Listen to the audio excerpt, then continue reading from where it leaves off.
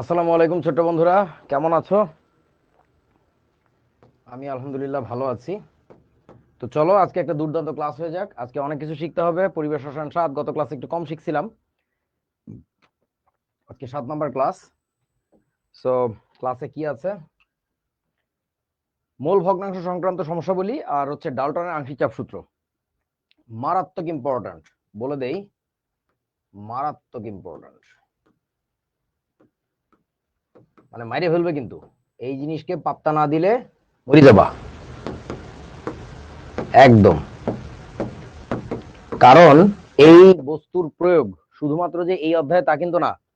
এই বস্তুর প্রয়োগ তোমার পরিবেশ রসায়নের পরে তোমার আছে হচ্ছে ইয়াতে কি নাম, রাসায়নিক পরিবর্তন চ্যাপ্টার, বিশাল বড় একটা চ্যাপ্টার। এটা তো কয়েকদিনের মধ্যে শেষ হয়ে যাবে আর কি, আর কয়েকটা লেকচার। তারপরে হচ্ছে তোমার ইয়াতে আছে কি নাম ওটার, তড়িৎ রসায়নে আছে। সো এই একটা বিষয় ভালো করে না বুঝলে বিভিন্ন জায়গায় যায় ধরা খাবা, ঠিক আছে? আচ্ছা, এবার আসো, মোল ভগ্নাংশ পড়তে হবে আমাদের, যেটা গতদিন পড়ার কথা ছিল, পড়াইতে পারি না। আমি প্রচন্ড ক্লান্ত ছিলাম, তোমরা আমার দেখে বুঝতেছিলা, প্রথম থেকে বলতেছিলা আপনি অসুস্থ নাকি, আপনি ক্লান্ত নাকি।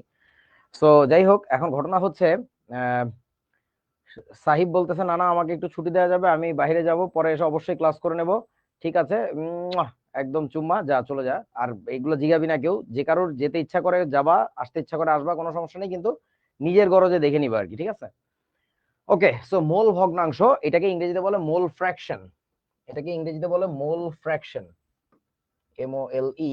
তারপর হচ্ছে ফ্র্যাকশন, FRACTION। একটা হচ্ছে ফ্রিকশন আর একটা হচ্ছে ফ্র্যাকশন। ফ্রিকশন মানে হচ্ছে ঘর্ষণ, আর ফ্র্যাকশন মানে হচ্ছে ভগ্নাংশ। তো দুইটা কিন্তু ডিফারেন্ট জিনিস, সাবধান। আচ্ছা, তো মোল ভগ্নাংশ বের করে কিভাবে? নিজের মোল সংখ্যাটা বসাইতে হয় উপরে, আর নিচে বসাইতে হয় সিস্টেমের টোটাল মোল নাম্বার, ঠিক আছে? এটা কেন বসাইতে হয় আমরা আস্তে আস্তে আনফোল্ড করব, বাট ডেফিনেশন হচ্ছে এইটা।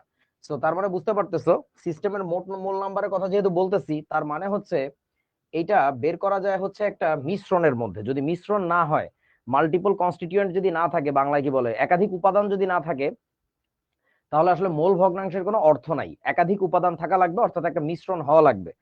আচ্ছা, তো ধরো এখানে একটা মিশ্রণ আছে, খাতা একটা ছবি আঁকো। ধরো এ নামে একটা উপাদান আছে, বি নামে একটা উপাদান আছে, সি নামে একটা উপাদান আছে, তিনটা উপাদান। ওকে, তো এখন এ উপাদানের মোল সংখ্যা, পাত্রে তার মোল সংখ্যা ধরে নিলাম Na মোল, হইতে পারে না 10 মোল 12 মোল কিছু একটা আছে। বি উপাদানের মোল সংখ্যা হচ্ছে Nb মোল আমরা ধরে নিলাম। আর সি উপাদানের মোল সংখ্যা ডেফিনেটলি কত ধরে নিব? Nc মোল। Nc মোল, এটা ধরে নেওয়া হয়েছে আর কি, ঠিক আছে? ওকে, সো এখন তাহলে আমরা যখন এ উপাদানের মোল ভগ্নাংশ বের করব, তাহলে কি লিখবো? এ এর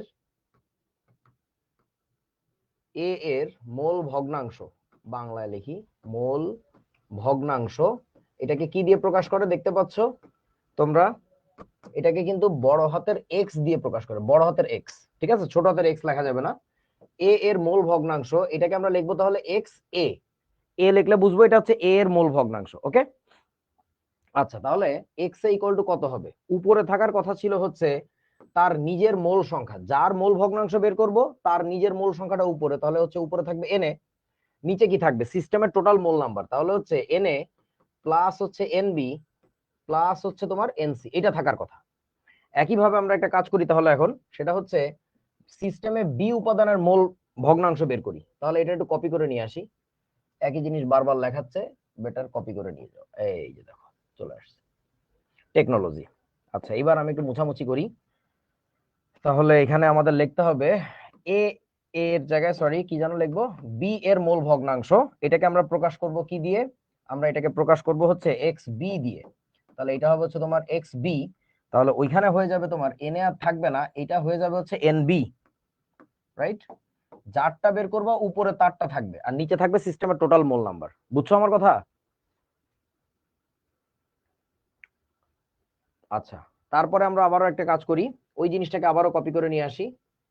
সি উপাদানের মোল ভগ্নাংশ যদি আমরা বের করতে চাই, তাহলে কি হবে আমাদের? দেখো, সেটা হলো সি এর মোল ভগ্নাংশ। তাহলে এটা মুছে দিয়ে এখানে লিখি হচ্ছে সি এর মোল ভগ্নাংশ। এটাকে আমাদের লেখা লাগবে হচ্ছে এক্স সি। তাহলে আমরা একটু কালার চেঞ্জ করে নেই, দেখতে সুন্দর লাগবে, এক্স সি। আর এখানে বি মুছে দিয়ে এখানে কি হবে? এখানে হবে হচ্ছে C, N C. N C divided by N A plus N B plus N C. বুঝা গেছে সবার কাছে? আচ্ছা, সাউন্ড কি একটু কম রাইসুল? বাড়ায় দেওয়া লাগবে। ওকে, ঠিক আছে। এবার আমরা যে কাজটা করব একটা জিনিস, সেটা হচ্ছে এই তিনটা জিনিসকে একটু যোগ করি। চলো তিনটা জিনিসকে একটু যোগ করি। যখন তুমি যোগ করবা তখন কি আসবে? অতএব সবগুলো উপাদানের সবগুলো উপাদানের, কারণ এ বি সি তো উপাদান, তাই না? সবগুলো উপাদানের, আমি একটু ছোট করে লিখতেছি, বড় একটা কথা, উপাদানের মোল ভগ্নাংশের সমষ্টি, মোল ভগ্নাংশের সমষ্টি বের করতেছি, সমষ্টি, যোগফল, সমষ্টি। এটা কত? এটা আসবে হচ্ছে আমাদের X A plus X B plus X C equal to কত আসে একটু বলো তো আমাকে? তিনটাকে যোগ করলে লসাগু তো সব একই, মানে নিচে তো হরে তো সব একই আছে, তাহলে লসাগু ওইটাই হবে। করার পরে যোগ করে দিলে উপরে আসবে N A plus N B plus N C. একটু নিজেরা করে দেখো, ফাইনালি উপরে নিচে কাটাকাটি করে তোমরা সঠিক ধরছো, সেটা আসে হচ্ছে 1। সো এই কথাটা একটু মাথার মধ্যে সারা জীবনের জন্য গেঁথে নাও। এই কথাটা একটু সারা জীবনের জন্য মাথার মধ্যে গেঁথে নাও, যে কোন একটা মিশ্রণে সবগুলো উপাদানের, কোন মিশ্রণে সবগুলো উপাদানের মোল ভগ্নাংশের সমষ্টি কত হবে? 1 হবে। আচ্ছা, মোল ভগ্নাংশটা কি? মোল ভগ্নাংশ একটা ঘোড়ার ডিম, যে ঘোড়ার ডিমটা আমাদের প্রায় বের করা লাগে, এবং এটা আমি তোমাদেরকে একটু পরে ফিজিক্যাল ব্যাখ্যা দিচ্ছি, যেটা তোমাদের কোনো বইতে নাই, বাট বুঝাই দিচ্ছি জিনিসটা আসলে কি, এটা কেন বের করে। বাট আপাতত শেখো প্রথমে যে এটা কিভাবে বের করে, কিভাবে এই মানটা বের করা যায়, ঠিক আছে? মান বের করে এইভাবে। এখন দেখো, আমাদের মিশ্রণে যদি দুইজন থাকতো, ধরো আমার মিশ্রণে আছে হচ্ছে দুইজন, এই যে আমার মিশ্রণটা, এখানে আছে হচ্ছে দুইজন, ধরো এ আর বি। তো এ এর মোল সংখ্যা এন এ, বি এর মোল সংখ্যা হচ্ছে এন বি। তাহলে একটু আমাকে বলো তো এই ক্ষেত্রে কি হতো? X A plus X B plus X C equal to কত আসতো? 1, ঠিক তো নাকি? আমি কি ঠিক লিখছি? হ্যাঁ, জি, না। কেন না? কেন না? কারণটা হচ্ছে এই মিশ্রণে তো তিনজন নাই, তুমি কোথায় পাইলা সি? কোথায় পাইলা? আছে তো মাত্র, আছে তো মাত্র দুইজন। তো মাত্র দুইটা উপাদান নিয়ে কাজ করতে হবে, তাহলে X A plus X B equal to হবে হচ্ছে 1। তোরা কি বুঝছস আমার কথা? অশিক্ষিত দল, কবে বুঝবি বল? এইটা বুঝতে হইবে, মিশ্রণে যতজন থাকবে সেটা নিয়ে কাজ করব আমরা।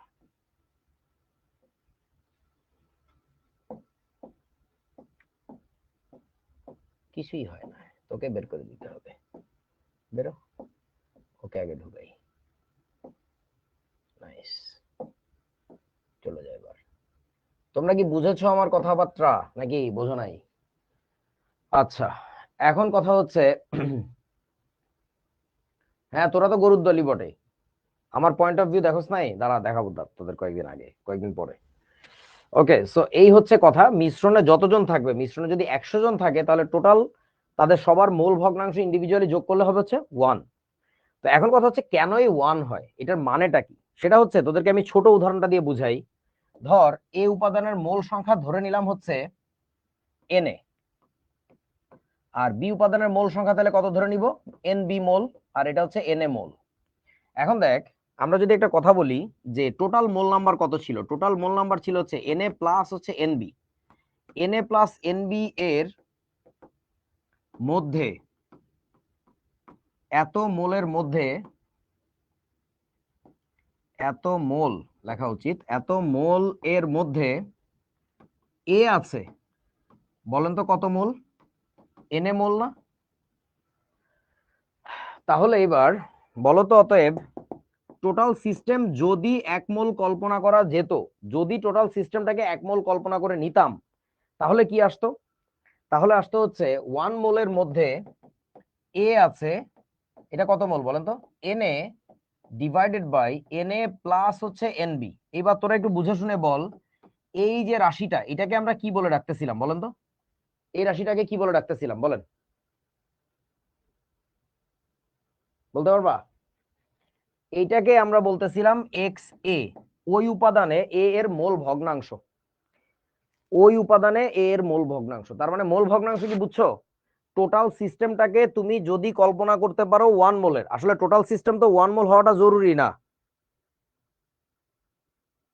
টোটাল সিস্টেমে ধরো এ আছে 5 মোল, বি আছে 8 মোল, তা কি হয়েছে, কিছু করত নাই, তো 8 মোল হয়েছে টোটাল সিস্টেম, কিন্তু তার মধ্যে এ উপাদান কত, সেটা যদি টোটাল সিস্টেমটাকে 1 মোল কল্পনা করে নেওয়া হয়, তার মধ্যে এ আছে কত, সেই হিসাবটাকেই বলা হচ্ছে এ এর মোল ভগ্নাংশ। তোরা কি বুঝছস কি আমার কথা?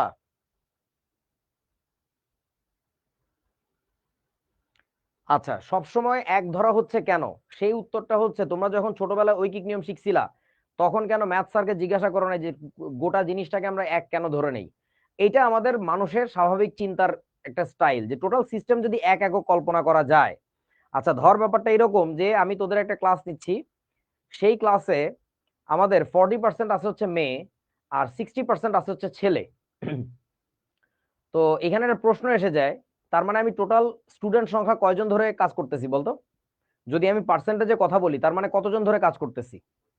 100 জন। এখন এটার উত্তর দে যে টোটাল জিনিসটা আমি 100 কেন ধরলাম, এর কোনো আনসার নাই। আমাদের 10-এর গুণিতক হিসাবে চিন্তা করতে অনেক সহজ হয়, মানুষের জন্য 10-এর গুণিতক চিন্তা করা সহজ বলে আমরা টোটাল সিস্টেমটাকে শতকরা ধরে কাজ করি। তো এইখানে কেমিস্টরা আরো স্মার্টার আইডিয়া বের করছে, বিশ্বাস কর। 100-র মধ্যে চিন্তা করা যত চিন্তা করা বলতে হিসাব করা যত সহজ, গোটা সিস্টেম এক ধরে হিসাব করা আরো বেশি সহজ। আমার কথা কি বুঝিয়াছো বন্ধুগণ? তো এখন কথা হচ্ছে, এই জন্য আমরা গোটা সিস্টেমটাকে যদি 1 মোলের কল্পনা করি, তখন কোন একটা সার্টেইন উপাদান, কোন একটা নির্দিষ্ট উপাদান যত মোল থাকে, সেই মোল সংখ্যাটাকেই বলে ওই উপাদানের মোল ভগ্নাংশ। ওকে, এখন দেখ, তো আমি যদি বলি যে আমার টোটাল স্টুডেন্ট সংখ্যা যদি 100 হয়, তার মধ্যে 40% আছে হচ্ছে মেয়ে, 40 জন আছে হচ্ছে মেয়ে, তাহলে এবার পুরো সিস্টেমটাকে না আমি এবার একজন স্টুডেন্ট কল্পনা করলাম, যে আমার কাছে আসলে একটা স্টুডেন্ট আছে। যদি হয় তাহলে আমার ওই মেয়েদের সংখ্যা কত দাঁড়াবে বলতো? 0.4 দাঁড়াবে, এই যে দেওয়ান ধরে ফেলছে সাথে সাথে। তো ঘটনা হচ্ছে এই যে 0.4 হবে, তার মানে বুঝছস তো, আমার ওই যে যে স্টুডেন্টটা আছে তার মধ্যে 40% মেয়েলি ব্যাপার থাকবে। এই শোন না রে, চল না কুতকুত খেলি। আবার হঠাৎ বলবে না, আমরা কুতকুত খেলতে পারি না, আমরা বেটা মানুষ, আমরা 60% বেটা মানুষ। বোঝো নাই ব্যাপারটা? গোটা জিনিসটাকে যদি আমরা এক ধরে নিই, তাহলে কি আসবে, এটা হচ্ছে সেইটা আর কি। ঠিক আছে? আচ্ছা এখন কথা হচ্ছে, দেখ ভাই, তাহলে মোল ভগ্নাংশ ব্যাপারটা আশা করি বুঝতে পারছিস। এখন এই মোল ভগ্নাংশ নিয়ে কিছু এক্সাম্পল দেখতে হবে, যে আসলে এটা কেমনে কাজ করে, সেই জিনিসটা একটু চলো দেখে আসি আমরা।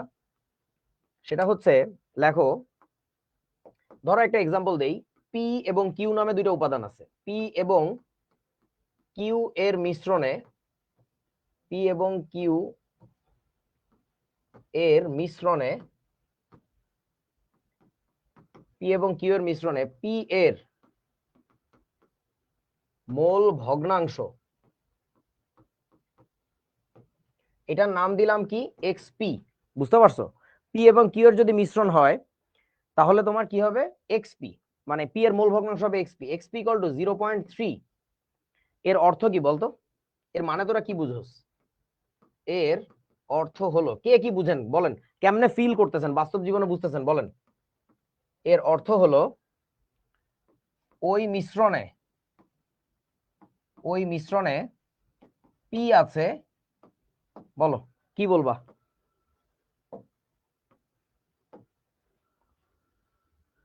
আচ্ছা, সবচেয়ে সুন্দর বলছো যারা পার্সেন্টেজে বলছো, গুড, 30%। তবে এই ক্ষেত্রে একটা কথা মনে রাখতে হবে, এই 30% যে বললাম, এটা কোন হিসাবে জানো? এই যে 30% বলছি, এই 30% বলছি কিন্তু, এই 30% বলছি কিন্তু মোল হিসেবে। এবার প্যাচ লাগা শুরু করবে, অনেক জটিল হিসাব।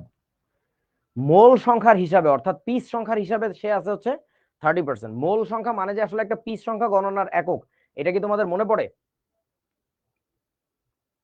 সামি নিয়াসার খুব সুন্দর করে বলছে, ওই মিশ্রণের 1 মোলে পি আছে 0.3 মোল। সাবাস, এক্স্যাক্টলি এটাই। যদি গোটা সিস্টেম 1 মোলের কল্পনা করো, বা যদি হয়ে থাকে, তাহলে সেখানে 0.3 মোল আছে হচ্ছে এ। আচ্ছা, তো কি যেন বলতেছিলাম, তোদেরকে আমি বলছি তো না যে মোল সংখ্যা হচ্ছে পিসের হিসাব। তো আসলে ওইখানে যে পি আছে 30% বলতেছো, এটা কিসের পার্সেন্টেজ? এটা আসলে পিস সংখ্যার পার্সেন্টেজ। পিস ওয়াইজ পি আছে হচ্ছে 30%। ঠিক আছে, এই আর কি। তো আমি একটু অন্য দিক দিয়ে চিন্তা করাই আর কি। দেখো, তাহলে বলতো ওই মিশ্রণে পি যদি 30% থাকে, তাহলে বলতো কিউ আছে কত পার্সেন্ট বলেন? বুঝাই যাচ্ছে 70%। তার মানে কিউ এর মোল ভগ্নাংশ কত হবে?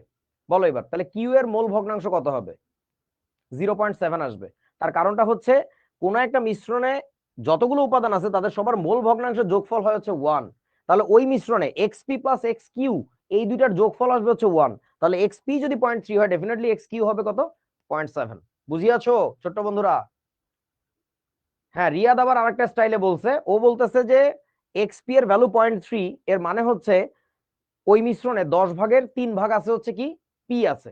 কিন্তু ওইটা চিন্তা করার চেয়ে এই পার্সেন্টেজে চিন্তা করাটা বেশি সহজ। ঠিক আছে, ওইটাও একটা সুন্দর পদ্ধতি, এই আর কি। আচ্ছা, এবার চলো মোল ভগ্নাংশ নিয়ে আরো 2-4টা কথাবার্তা বলি আর কি। সেটা হচ্ছে বড় বড় করে লিখে নাও। আচ্ছা বলতো, এইভাবে চিন্তা করো আর কি। ধর এটা হচ্ছে তোর স্কুল ব্যাগ, এটা হচ্ছে তোর স্কুল ব্যাগ। ও স্কুল তো নাই, আমি তো কলেজ ব্যাগ। আরে বাপ রে বাপ, দুঃখিত ছোট্ট বন্ধু, ভুল করেছি। College bag. এই কলেজ ব্যাগের ভিতরে ধরে নে তোর কাছে 3টা বই আছে। এই একটা বই, আর একটা বই, আরো একটা বই, 3টা বই আছে তোর কাছে। ঠিক আছে, এবার তোর কাছে কলম আছে কিছু। ধরে নে যে এই একটা কলম, এই আর একটা কলম, এই আর একটা কলম। ধরে নাও 3টা কলম আছে আর 3টা বই আছে। তাহলে এবার আমাকে একটু বলতো, তোদের এই ব্যাগের ভিতরে, তোদের এই ব্যাগের ভিতরে কলমের মোল ভগ্নাংশ কত বলো?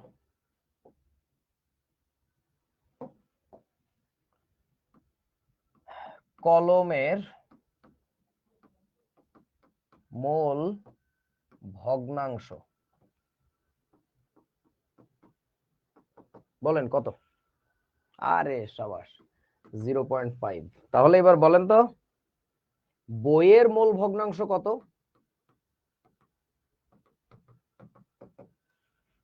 সেটাও আসবে 0.5।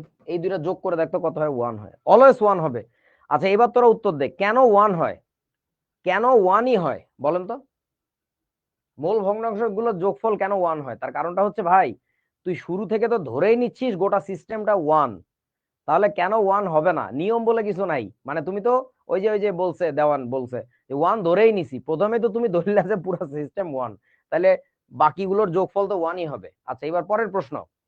আচ্ছা 0.5 কেমনে, তাই তো? যারা বোঝো নাই তাদের জন্য আমি হিসাবটা করে দেখাচ্ছি 0.5টা আসে কেমনে। সেটা হচ্ছে তোমার মানে এক্স অফ কলম, কলমকে কে দিয়ে লিখলাম, ইকুয়াল টু উপরে থাকার কথা হচ্ছে কলমের মোল সংখ্যা। তুমি এখানে পিস সংখ্যা নিয়ে কাজ করলে একই কথা আর কি। ঠিক আছে, তো কলমের পিস সংখ্যা কত? 3 ডিভাইডেড বাই 3 প্লাস 3।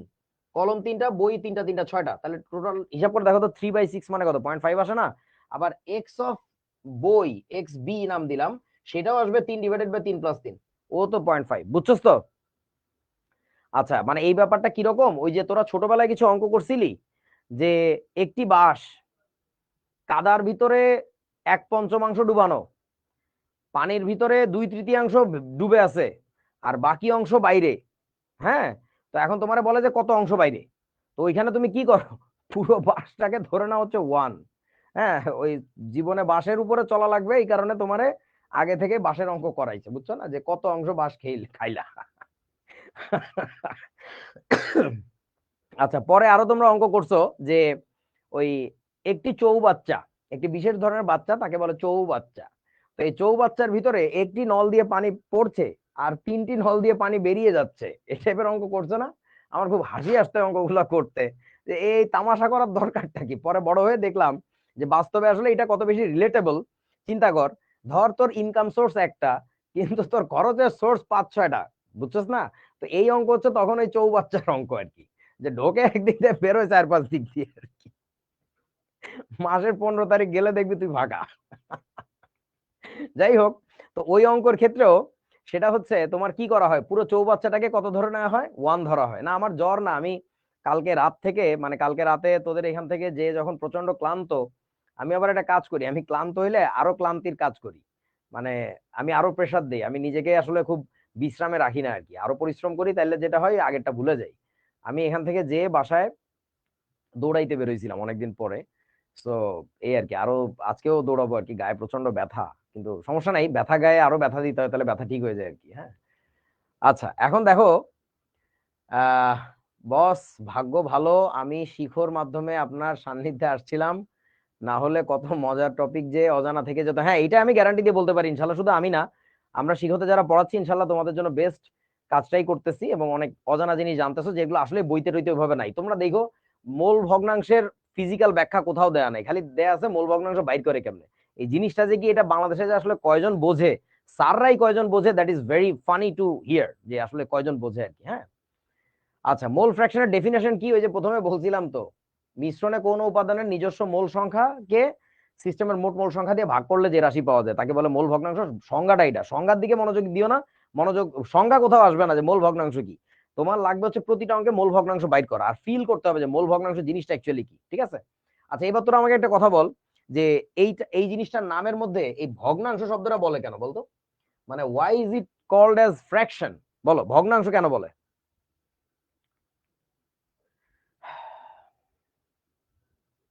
ভগ্নাংশ বলে ভাগের জন্য না, আরো একটু ভাব। হ্যাঁ, ওই যে কয়েকজনের আনসার হইছে, যে এই জিনিসটা যেহেতু টোটাল সিস্টেমটাকে আমরা এক মোল ধরে নিচ্ছি, তার মানে প্রতিটা উপাদানেরই ওই ওই ব্যাপারটা আসবে less than one, that will must B A fractional number. ঠিক আছে, এই আর কি, একেরই একটা ছোট অংশ, এই জন্য বলো হচ্ছে মোল ভগ্নাংশ। বুঝিয়াছো? ওইখানে তোমরা কি বলো, শতকরা বলো না? অ্যাকচুয়ালি শব্দটা কিন্তু আসছে কিভাবে জানো, এই যে দেখো শব্দটা আসছে হচ্ছে এইভাবে, শব্দটা হইতেছে শতকরা, মানে শতর ভিতরে রূপান্তর করা, এই জন্য বলে শতকরা। শতকরা আমরা বলে ফেলি এখন আর কি। তো ওইখানে যেমন শতর মধ্যে রূপান্তর করতেছো, এইখানে হচ্ছে একের মধ্যে রূপান্তর করতেছো। শতর মধ্যে রূপান্তর করলে ফ্র্যাকশন আসতেও পারে নাও আসতে পারে, কিন্তু একের মধ্যে রূপান্তর করলে তো অবশ্যই একে মানে ফ্র্যাকশন আসবে, দ্যাটস ওয়াই এখানে বলা হচ্ছে ভগ্নাংশ। বুঝতে পারছোস? এই আর কি। আচ্ছা ঠিক আছে, গেল। তাহলে এখন কথা হইতেছে, আমাদের মোল ভগ্নাংশ মোটামুটি বোঝা গেছে, এখন একটা প্যাচ লাগাই চল। এই প্যাচটা যেটা এখন লাগাবো, সেই প্যাচটা একটু মনে রাখিস, এটা বইয়ের কিছু না, এটা আমার শেখানো একটা এক্সট্রা জ্ঞান, যে জিনিসটা আসলে বইতে যেভাবে শিখাইছে ওইটার বাইরেও আরো বহু কিছু ভাবা যায়। ঠিক আছে, সেই ভাবনাটা একটু শোন। আমরা যদি ব্যাগের ভিতরে মোল ভগ্নাংশ হিসাব না করে চাইলে আর একটা বিশেষ জিনিস বাইর করতে পারতাম, সেই জিনিসটার নাম হইতেছে কি জানোস? আয়তন ভগ্নাংশ। আয়তন ভগ্নাংশ। আয়তন ভগ্নাংশ জিনিসটা তাহলে কি হবে বলতো, উপরে থাকবে হচ্ছে কোন উপাদানের আয়তন ডিভাইডেড বাই সিস্টেমের কি, বলেন কি থাকবে, সিস্টেমের কি থাকবে, টোটাল আয়তন, মোট আয়তন, সিস্টেমের মোট আয়তন। সেই হিসাবে কে আগায় যাবে বলতো? এখন তো 50-50 আছে, 50% আছে মোল ভগ্নাংশের হিসাবে, অর্থাৎ মোল সংখ্যা বা পিস সংখ্যার হিসাবে কলম আর বই সমান। কিন্তু এইবার যখন তুমি আয়তন ভগ্নাংশে যাবা, বই বহুগুণে আগায় যাবে।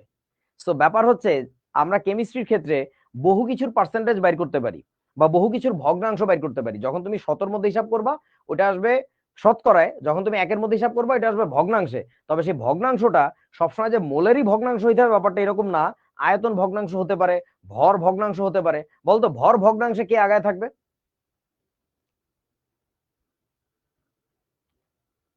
বই আগায় থাকবে। সো ব্যাপারটা এরকম। তাহলে বলতো আমাকে একটু, যে মোল ভগ্নাংশে যে যত পার্সেন্ট আছে, আয়তন ভগ্নাংশে সে যে তত পার্সেন্ট হইতে হবে এমন কোনো কথা আছে? তাহলে আমরা যদি এখানে ভর ভগ্নাংশ লিখি, ভর ভগ্নাংশ, সেই রাশিটা কেমন হবে? সেই রাশিটা হবে হচ্ছে উপরে থাকবে কোন উপাদানের ভর ডিভাইডেড বাই সিস্টেমের মোট ভর। বুঝিয়াছো কি তোমরা আমার কথা? এবং সবচেয়ে সবচেয়ে মজার ব্যাপার হচ্ছে, ওই যে দেওয়ান ধরে ফেলছে, তোমার এই যে মোল ভগ্নাংশের যে ব্যাপারটা, মোল ভগ্নাংশের যে মান, এটাকে তুমি 100 দিয়ে গুণ করলেই তোমার চলে আসে শতকরায়। আবার শতকরায় যদি কোনো হিসাব দেওয়া থাকে ওটাকে 100 দিয়ে ভাগ করলেই চলে আসে হচ্ছে মোল ভগ্নাংশ। বুঝছস? এই আর কি। ওকে, সো মোল ভগ্নাংশ নিয়ে কথাবার্তা হইলো, এখন চলো আমরা একটু অঙ্ক করা শুরু করি। দেখো, সেটা হচ্ছে তোমাকে একটা অঙ্ক দেওয়া হয়েছে, খুব সুন্দর একটা অঙ্ক, আমার বানানো অঙ্ক, মানে সহজে বুঝার জন্য আর কি। 360 গ্রাম পানিতে, তোমার কাছে পানি ছিল কতখানি? 360 গ্রাম পানিতে 342 গ্রাম চিনি দ্রবীভূত করা হয়েছে। 342 গ্রাম চিনি দ্রবীভূত করা হয়েছে, পেয়েছো? আচ্ছা, তাহলে আহ বলতেছে ওই মিশ্রণে, সেই মিশ্রণে পানি ও চিনির মোল ভগ্নাংশ কত হবে? চলো বাইর করি।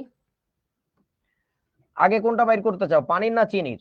মানে দুইজনের একটা মিশ্রণ, তো তাহলে আমরা বাইর করতেছি এক্স অফ ওয়াটার। তাহলে উপরে কি থাকবে? বলো বলো বলো। পানিরটা থাকবে। এখন পানির কি থাকবে, এখানে তোমরা প্রায় ভুল করবা। সেটা হচ্ছে উপরে বসায় দেয় হচ্ছে পানি কত, 360 গ্রাম, তাই তো? ডিভাইডেড বাই 342 যোগ হচ্ছে 360। আমার কি লেখা ঠিক আছে না ঠিক নাই বলো? ঠিক নাই। তার কারণটা হচ্ছে এইগুলো আমি লিখছি ভর, এটা কিন্তু মোল ভগ্নাংশ বেরোচ্ছে না। বলতো এটা কি বেরোচ্ছে, বলতে পারবি এটা কি বেরোইছে? এটা বেরোইছে ভর ভগ্নাংশ। এটা বেরোইছে ভর ভগ্নাংশ, যেটা আমাদের বইতে আলোচনা নাই, বাট এই কনসেপ্টটা খুব মজার। যাই হোক, তাহলে আমরা মুছে টুছে ঠিক মতো লিখি। আমাদের আসলে লিখতে হবে উপরে mole number of water divided by mole number of water plus mole number of sugar. আর উচ্চারণটা কিন্তু সুগার না, সুগার। আচ্ছা, তো এখন চলো মোল সংখ্যা বের করি আমরা। মোল নাম্বার অফ ওয়াটার কত? পানি ছিল 360, ডিভাইডেড বাই কত জানো? 18 করা লাগবে। কেন? N equal to W by M. মনে পড়ে সূত্রটা?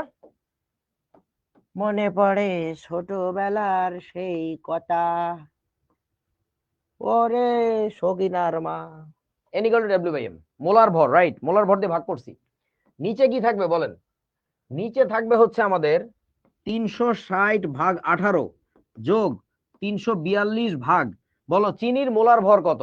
এখনই তোমরা অনেকে পায়খানা করে দিছো যে রে আল্লাহ রে, চিনির মোলার ভর তো দূরের থাক, চিনির সংখ্যা দিতে মনে করতে পারতেছি না। সেটা হইতেছে, তোমাদেরকে বলে দেই। ও, তোমাদের মনে হয় সেদিন বলছিলাম নাকি বলি নাই? দেখো, এই চিনি আর গ্লুকোজ এই দুইটা আমার সারা জীবন পেঁচায় যাইতো। তো মনে রাখতাম কেমনে? একটার সংকেত হচ্ছে ছোট আর একটার সংকেত হচ্ছে বড়। তো সেটা দিয়ে কেমনে মনে রাখা যায় দেখো, একটার সংকেত হবে হচ্ছে C12H22O11, আর একটা হচ্ছে C6H12O6। তো আমি পেঁচাই যেতাম কোনটা কোনটা, মানে কোনটা যে চিনি কোনটা যে পানি। তখন সিস্টেম করলাম যেটা, চিনির দানা কি বড় বড় হয় না? তো সংকেতটাও বড়, আমি এইভাবে মনে রাখতাম আর কি, চিনির দানা বড় সংকেতও বড়, এই যে চিনি, তাহলে এটা হবে চিনি। এবং তোমার পানির, সরি পানি না তো কি নাম, গ্লুকোজ, গ্লুকোজের দানা যেহেতু মিহি হয়, তাহলে গ্লুকোজের সংকেতটাও হবে হচ্ছে একটু ছোটখাটো। এইটা একটু মনে রাখো। বুঝিয়াছো ছোট্ট বন্ধুরা? গুরু আপনি গ্রেট, গরু, গরুর নাতি। আচ্ছা আসো বন্ধু, তাহলে 342 ভাগ কত জানো? ওই 342, তোমরা আণবিক ভর বাইর করে দেখবা বা মোলার ভর একই আসবে। এই অঙ্কটা আমি আমার বানানো হতো, যার ফলে ডেটাগুলো খুব সুন্দর। মানে এই অঙ্কগুলো ঢাকা ইউনিভার্সিটিতে মেডিকেলে এইসব জায়গায় আসে, যেসব জায়গায় হচ্ছে ক্যালকুলেটর ছাড়া আসে, ডেটাগুলো দেয়ই এমন ভাবে যে হাতে হাতে যেন কাটাকাটি করা যায়, এটার জন্য ক্যালকুলেটর যেন না লাগে। কিন্তু তোমরা গরু ছাগলেরা যেটা করো, ভয়ের ঠেলায় পরীক্ষার হলে যাইতে যাইতে যাইতেছে আর পায়খানা করতেছে, টুপ টুপ টুপ টুপ করে পায়খানা পড়তে পড়তে যায়, যে এই রে ক্যালকুলেটর ছাড়া কিভাবে পরীক্ষা দিব। তারপর আবার পরীক্ষার হলে বসে করবে কি, একজন পাশের জনের কাছে মুখ নিয়ে যাবে, এরকম মুখ আগায় নিয়ে যাবে। স্যার এসে বলবে কি করতেছে, বলবে স্যার মুখে মুখে ক্যালকুলেশন করতেছি স্যার। এই আসো না, মুখটা কাছে এরকম। ছাগল পাগল, এই ফাজিলের দল, কি লাইতে মন চায় দড়ি। এই বেটা, এটা কাটলে কত হবে? 20। এটা কাটলে আবার হচ্ছে 20, এটা কাটলে তো 1, তাই না? তার মানে কত থাকে? তার মানে থাকে হচ্ছে 20 / 21। তার মানে কত আসে বলেন তো? 0.999 এর মতো চলে আসবে আর কি। 20 / 21, 20/21, এটা হচ্ছে 0.95। আচ্ছা গেল।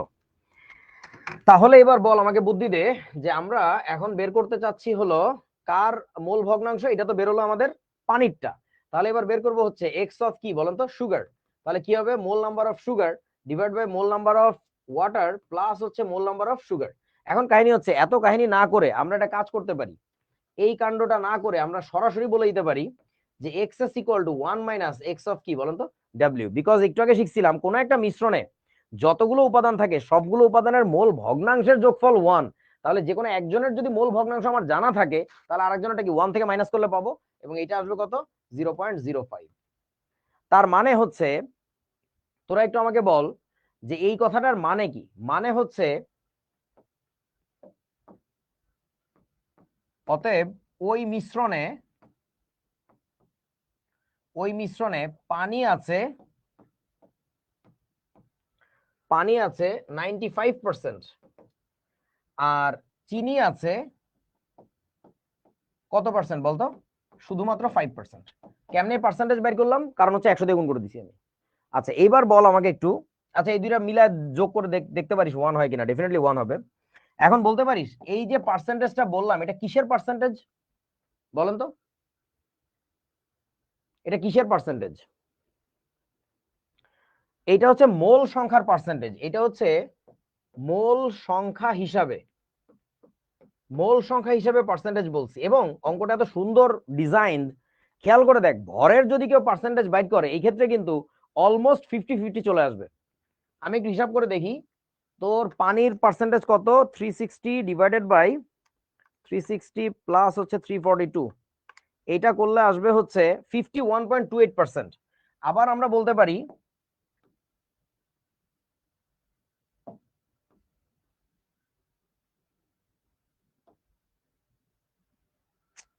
কি যে ডিস্টার্ব তোদের এই এই কি চলি আইতেছে,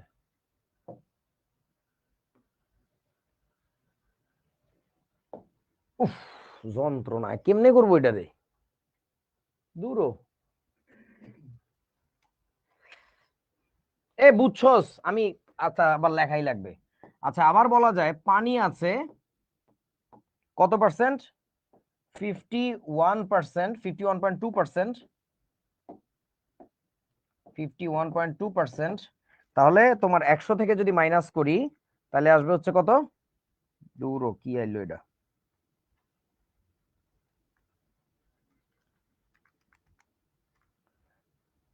অদ্ভুত ব্যাপার স্যাপার তো। 100 মাইনাস 51.2, ক্যালকুলেটর নষ্ট। আচ্ছা তাহলে এবার বলবো আমরা চিনি আছে কত, 48.8%। এখন কথা হচ্ছে এইটা কিসের হিসাব, এইটা কিসের পার্সেন্টেজ, এটা হচ্ছে ভর হিসেবে। তোমরা কি বুঝছো ব্যাপারটা, যে কোনো একটা কিছুর মোল ফ্র্যাকশন বলার থেকে আমরা ওইখানে বের করব হচ্ছে পার্সেন্টেজ, ঠিক আছে বুঝলাম, বাট এটা কিন্তু মোল সংখ্যার পার্সেন্টেজ, যে কত পিস হয়, বুঝছস? এখন তোরা আমাকে একটা প্রশ্নের উত্তর দে, লাস্ট প্রশ্ন, এটা যদি বলতে পারিস তাহলে বুঝবো যে কনসেপ্টটা ক্লিয়ার। যে বলতো ভরের ভরের হিসাবে যদি দুইজন খুব কাছাকাছি থাকে, 51 একজন 48 খুব কাছাকাছি, ভরের হিসাবে যদি এত কাছাকাছি থাকে, মোল সংখ্যার হিসাবে এত ফারাক কেন হয়েছে, একজন কেন 95%, একজন কেন 5%, বলো? ভরের হিসাবে যদি এত কাছাকাছি থাকে তাহলে মোলের হিসাবে কেন এত দূরে, বলো? আচ্ছা সারাহ কি জানো নাম, কাছাকাছি বলছে কিন্তু হয় নাই ভালো। টেম্পারেচারের কোনো ইস্যু না, পানি দ্রাবক বলে কোনো কথা না। এই যে বলতে পারছে যে রাফিরও ভালো হয় নাই, সবচেয়ে সূক্ষ্ম হিসাব হয়েছে হচ্ছে তাসিন তাসনিম আনিকার, আণবিক ভর, রাইট। মাত্র 18 গ্রাম হলে, পানির কিন্তু 1 মোল হয়ে যায়, কিন্তু 342 গ্রাম হলে তারপরে চিনির মাত্র 1 মোল হয়। তোমরা মনে হয় বোঝো না এই ব্যাপারটা। মানে সমান ভরেরও যদি নিতা তুমি দুইটার, যতক্ষণে পানি বহু সংখ্যক মোল হয়ে গেছে ততক্ষণে চিনি মাত্র 1 মোল হইতো, বা 2-4 মোল হইতো, অল্প হইতো আর কি। So that is the fact, ঠিক আছে, যে ওর কয় পিস আছে। সো মোল ভগ্নাংশ অ্যাকচুয়ালি ইন্ডিকেট করে কত পিস, পার্সেন্টেজ অফ পিসেস। এখন তোরা আমার একটা কথা বল, এই যে কথাগুলো তোদেরকে বুঝাইলাম, এই কথাগুলো বোঝার জন্য কালকে আমার যে ফিজিক্যাল স্টেট ছিল এটা কি কোনোভাবে হইতো? আমার এই শক্তিটা ছিল কালকে, আমি তো মরি ফড়ি যেতেছিলাম। দড়ি রাখ, আরে দড়ি রাখ, কোন সময় ফড়ি যাবো তার ঠিক নাই। ঠিক আছে চলো, এইবার আসো ধুমধাম কিছু অঙ্ক করো। 20 গ্রাম অক্সিজেন এবং সমভরের কার্বন ডাইঅক্সাইড গ্যাসের মিশ্রণে উপাদান সমূহের মোল ভগ্নাংশ কত? সো আমরা বাইর করব হচ্ছে x অফ O2। এটা বাইর করতে গেলে কি লাগবে, উপরে হচ্ছে 20 ডিভাইডেড বাই 32, নিচে কত হবে 20/32 প্লাস হচ্ছে সমভর মানে কি, সমভর মানে কত গ্রাম বলেন তো, 20 গ্রামই হবে একই ভর। 20 ডিভাইডেড বাই কত, এবার কার্বন ডাইঅক্সাইড তো 44, এটা করে দেখবা কত আসে আর কি। এখন এই অঙ্ক না করেই না অনেক সময় আনসার বলে দেওয়া যায় ইউনিভার্সিটি ভর্তি পরীক্ষার ক্ষেত্রে।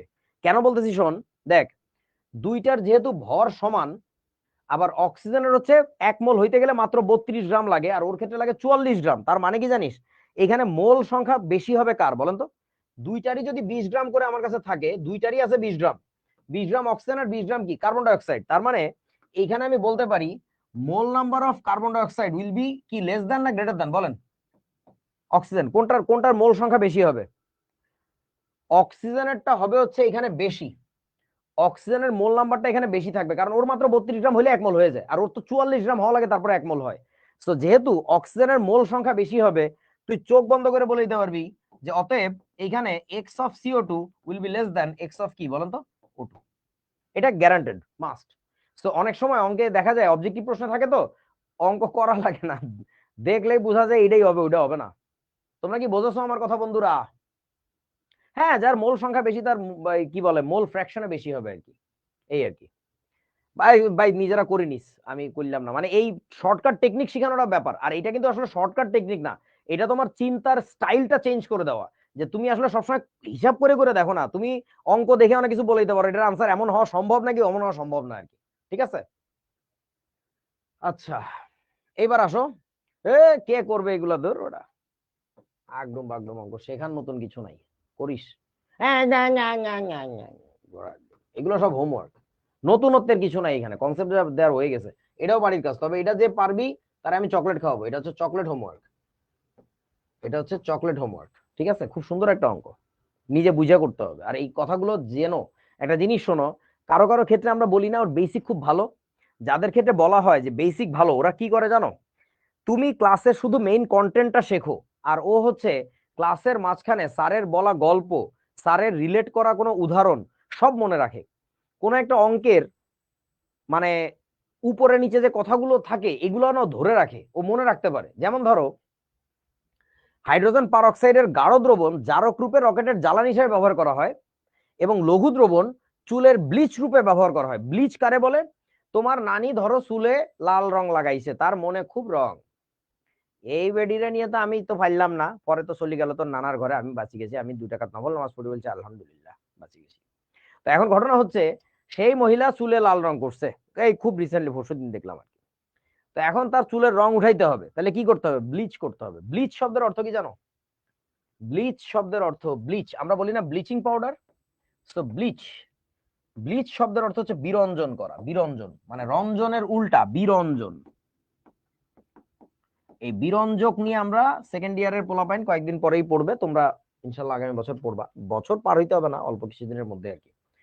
সো ব্লিচ রূপে ব্যবহৃত হয়। সো দেখ ওই কথাটুকু না, এই অঙ্কটা করার জন্য আসলেই কোনো কাজে নাই, কাজ নাই, এই অঙ্কে কোনো কাজ নাই, কিন্তু এই কথাটা যার মনে থাকবে সে না বহুদূর যাবে, তার জীবনে কোনো না কোনো একটা ধুম করে কাজে লেগে যাবে আর কি। যে হাইড্রোজেন পারঅক্সাইড কত কাজে ব্যবহার করা যায়, রকেটের জ্বালানি হিসেবে ইউজ করা যায়, আবার চুলের ব্লিচ হিসেবে ইউজ করা যায়। পার্থক্য কি, গাঢ় দ্রবণ হইলে ওই রকেটের জ্বালানি, পাতলা দ্রবণ হইলে হচ্ছে তোমার তোমার নানির চুলের ব্লিচ, এই আর কি। আচ্ছা তারপরে আসো, আংশিক চাপ নিয়ে কথা বলতে হবে এবার, পুরো নতুন একটা টপিক আংশিক চাপ। তবে এটার মধ্যে আবার ওই মোল ভগ্নাংশের অনেক ব্যবহার আছে, এই কারণে মোল ভগ্নাংশটা আগে পড়ে নেই আমরা। তো সংজ্ঞাটা হচ্ছে এরকম, কোন গ্যাস মিশ্রণে কোনো একটি উপাদান মিশ্রণের সমস্ত আয়তন একাকী দখল করে যে চাপ দেয় তাকে ওই মিশ্রণে ওই উপাদানের আংশিক চাপ বলে। আমার কথা বোঝো নাই? এ ধ্রুব দে একটা অপ্রয়োজনীয় প্রশ্ন নিয়ে যে লাগছে, আরিফ ভাইয়া চুল কেন কাটেন না, আমি কেন চুল কাটবো, আমি কি নাপিত নাকি? তো না না নাপিত, সে চুল কাটবে, আমি তো চুল কাটাবো। চুল কাটেন না কেন, আমি কোথায় চুল কাটবো, আমার পড়াইতে পড়াইতে দিন চলে যায়। আচ্ছা, তো গ্যাস মিশ্রণ হওয়া লাগবে, এই ক্ষেত্রেও তোমার একটা মিশ্রণ হওয়া লাগবে, তবে শর্ত হচ্ছে এই ক্ষেত্রে গ্যাসেরই মিশ্রণ হওয়া লাগবে, যে কোনো আগডুম বাগডুম মিশ্রণ হলে হবে না, বুঝেছো? তো এই গ্যাস মিশ্রণে ধরো তোমার কাছে 3টা উপাদান আছে, ধরো এ গ্যাস, বি গ্যাস এবং সি গ্যাস। তো এ গ্যাসের মোল সংখ্যা হচ্ছে Na মোল ধরে নাও, বি গ্যাসের মোল সংখ্যা হচ্ছে তুমি ধরে নাও Nb মোল, আর সি গ্যাসের মোল সংখ্যা তুমি ধরে নাও Nc মোল। 3টা উপাদান আছে, 3টা গ্যাসীয় উপাদান, এবং এরা যে সবাই গ্যাসীয় গ্যাসীয় এটা বোঝানোর জন্য আমি ব্র্যাকেটে জি লিখে রাখলাম, জি। কারণ খেয়াল করে শোন, মোল ভগ্নাংশ এটা কি শুধুমাত্র গ্যাসের জন্য সম্ভব নাকি যে কোনো মিশ্রণে সম্ভব বলেন তো? আমি একটু কি কি উদাহরণ দিছি মনে আছে? ব্যাগের মধ্যে বই খাতা কলমের উদাহরণ দিছি, পানির মধ্যে চিনির উদাহরণ দিছি, দুইটা গ্যাসের মিশ্রণে দিছি। মোল ভগ্নাংশ যে কোনো মিশ্রণে সম্ভব। মোল ভগ্নাংশ আমার ক্লাসরুমে ছেলে মেয়ের অনুপাতের ক্ষেত্রেও সম্ভব, কোনো সমস্যা নাই। কিন্তু যদি তোমার আংশিক চাপ বের করতে চাও, যেহেতু চাপের ব্যাপার বলতেছি, it must have to be gas. গ্যাসের ছাড়া কারো চাপ হবে না। ওই যে চাপ তোমরা ভাবতেছো যে একটি বস্তুকে বসিয়ে রাখলে যে চাপ দেয় তলের উপরে, এই যে তোমার ফিজিক্সে যেটা শিখছো, এই চাপ নিয়ে আমাদের আসলে কোনো কাম নাই। ওইটা গ্র্যাভিটির ফলে চাপ দেয়, ওইটা ওই পদার্থের কোনো বৈশিষ্ট্য না। তোরা কি আমার কথা বুঝছস? কোন একটা কঠিন পদার্থ যে চাপটা দেয়, এই চাপটা কিন্তু এই পদার্থের বৈশিষ্ট্য না। এটা কি জানিস? The pressure that it exerts on the surface that is put on, মানে এটা আসলে পদার্থের কোনো বৈশিষ্ট্য না। ওই পদার্থের বৈশিষ্ট্য না কেন বলতেছি, এই চাপের মান that will vary with the space of placement, মানে ওকে যেখানে রাখছো সেই জায়গার উপরে ডিপেন্ড করে। যেখানে গ্র্যাভিটির মান বেশি সেখানে সে বেশি চাপ দিবে, যেখানে গ্র্যাভিটির মান কম সেখানে সে কম চাপ দিবে। কথা খুবই সহজ। তুমি যদি এমন এক জায়গায় নিয়ে যাও যেখানে কোনো গ্র্যাভিটির ইফেক্ট নাই, মানে গ্র্যাভিটেশনাল অ্যাক্সিলারেশন জিরো, ওই জায়গায় সে কোনো চাপই দিবে না। সো ব্যাপারটা হচ্ছে এরকম আর কি, যে ওই যে চাপটা কঠিন পদার্থ বা তরল পদার্থ দেয় ওই যে নিচের দিকে, ওই চাপটা ফিজিক্সের আলোচ্য বিষয়, ওটা নিয়ে আমাদের কোনো আলোচনাই নাই, ওটা গ্র্যাভিটির ইস্যু। আমাদের আলোচনার বিষয় যে চাপ কেমিস্ট্রিতে, সেই চাপ শুধুই দিবে কে? গ্যাস। তরলও দেয় না, কঠিনও দেয় না। ঠিক আছে, কথাটা খুবই মনে রাখো আর কি। আচ্ছা, ছবিটা সুন্দর, সব নষ্ট হয়ে গেছে। দাঁড়াও, টেকনোলজি করে নেই, লক করতে হবে। জীবনে বড় কিছু করতে গেলে আগে ব্যাকগ্রাউন্ড লক করতে হবে। এই জন্য কি করতে হবে বলো? তোমার ব্যাকগ্রাউন্ড আগে সলিড হইতে হবে, বুঝছো না? ব্যাকগ্রাউন্ড সলিড জীবনে বহু কিছু করতে পারবা আর কি। কবি আরিফ ভাই রসায়ন নিয়ে কয়েকটা কবিতা বলেন। তোর কবে মনে হয়েছে আমি কবি? ফুটবেটা ছাগলের নাতি। দেখো, তাহলে আমরা ধরে নিলাম এ বি সি তিনটা গ্যাস ছিল, যাদের পাত্র যেটা ছিল সেই পাত্রের আয়তন আমরা ধরে নিলাম ভি আয়তনের পাত্র, ভি আয়তন। এই গ্যাসের মিশ্রণের তাপমাত্রা ধরে নিলাম টি তাপমাত্রা, ঠিক আছে? আর এই তিনটা গ্যাস মিলেমিশে যে চাপ দিচ্ছে টোটাল চাপ, সেটা হচ্ছে পি। তাহলে পি কে বললাম হচ্ছে আমরা মোট চাপ। তিনটা গ্যাস থাকা অবস্থায় যে চাপ, তোরা এইভাবে কল্পনা কর, ধর দেওয়ানের জন্মদিনে আমার কাছে আসছে বেলুন নিয়ে, যে দাদা এটা ফুলায় দাও। তা আমি একটু ফু দিয়ে বলছি আর পারতেছি না, যা তো সর। অল্প একটু গ্যাস ঢুকছে, এরপরে ওর নানার কাছে নিয়ে গেছে, সে নানা তো গ্যাস দিতে পারে না, বুড়া মানুষ। রাইসুল যে করছে কি, ওর নানার পেট চাপ দিছে, বেশ কিছু গ্যাস ফুস করে বেরিয়ে গেছে, ও তাড়াতাড়ি বেলুনে ধরছে, কালেক্ট করছে, পাইছি একটু, বেলুনটা আর একটু ফুলছে। সো আগে যে চাপ ছিল আমার ফুদে অবস্থা, এখন কি চাপের মান বাড়ছে না আরো, কারণ নতুন কিছু গ্যাস ঢুকছে? ডেফিনেটলি বাড়ছে। এরপরে তা তো খুশি না যে রাইসুল ভাই আর একটু গ্যাস হলে ভালো হতো না, বেলুনটা বড় লাগতো। তখনও নিয়ে গেল, চল আমার নানির কাছে যাই, প্রচুর গ্যাস হয়েছে, তার মূলা ভাজি খাইছে, সে নানির পেটে চাপ দিছে, আরো গ্যাস মারছে, এবার ধরছে আরো বেশি করে গ্যাস। এই যে তিনটা গ্যাসের মিশ্রণ হইছে, সেই গ্যাসের মিশ্রণে তিনটা গ্যাস কম্বাইন্ডলি যে প্রেসার দিচ্ছে, এটাকে আমরা বলবো হচ্ছে কি চাপ বলেন তো? মোট চাপ। তাহলে সিস্টেমের টোটাল প্রেসার ধরে নিলাম পি, সিস্টেমের টেম্পারেচার ধরে নিলাম টি। অনেক অনেক গরম হয়ে গেছে কিন্তু, কারণ বুঝোস তো, ও দেওয়ানের নানা আর রাইসুলের নানি দুইজনের যে গ্যাস, যে উত্তপ্ত গ্যাস রে বাবা, এই যদি কাউকে বলা যাইতো সূর্যের কাছাকাছি তাপমাত্রা, প্রচন্ড গরম আর প্রচন্ড গন্ধ, সরি গন্ধ ভুলে বলে ফেলছি আর কি। টি তাপমাত্রায় আছে আর ভি আয়তনের পাত্রে আছে আর কি, বুঝছস? হ্যাঁ, গ্যাস্ট্রিকের রোগী না ওরা, গ্যাস্ট্রিকের রোগী না ওরা, গ্যাস্ট্রিকের জনক এবং জননী, ঠিক আছে? ওদেরকে রোগী বলা ভুল হবে। রোগীকে তো সুস্থ করা যায়, এদেরকে সুস্থ করাই যাচ্ছে না, অসুস্থ। মানে এরা বিতিকিচ্ছিরি অবস্থা। ওদের কথা বললো না আমার সামনে আর, ঠিক আছে? চলো পড়াশোনা করি। এখন ঘটনা হইতেছে যেটা, সেটা হচ্ছে আমরা এবার যে কাজটা করব সেটা হচ্ছে যে মিশ্রণের প্রতিটা উপাদান গ্যাসের আংশিক চাপ বের করব। এ উপাদানের আংশিক চাপ, বি উপাদানের আংশিক চাপ, সি উপাদানের আংশিক চাপ ইন্ডিভিজুয়ালি বের করবো আর কি। চলো তাহলে খাতা একটু লেখো। সেটা হচ্ছে, না এত সুন্দর ছবি দিয়ে কোনো লাভ নাই, এটাকে ডিলিট করেই দিতে হবে। সেটা হচ্ছে দেখো, দেখো এ উপাদানের বা এ গ্যাসের আঁচা নির্ণয়। আঁচা মানে আংশিক চাপ। চলো করি। এ গ্যাসের আংশিক চাপ বাইর করব। এখন বলো তো এ গ্যাসের আংশিক চাপ কি দিয়ে মানে প্রকাশ করে জানো?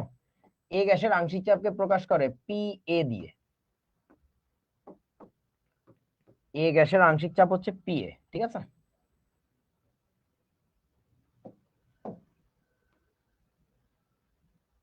এ গ্যাসের আংশিক চাপ বের করবো আমরা।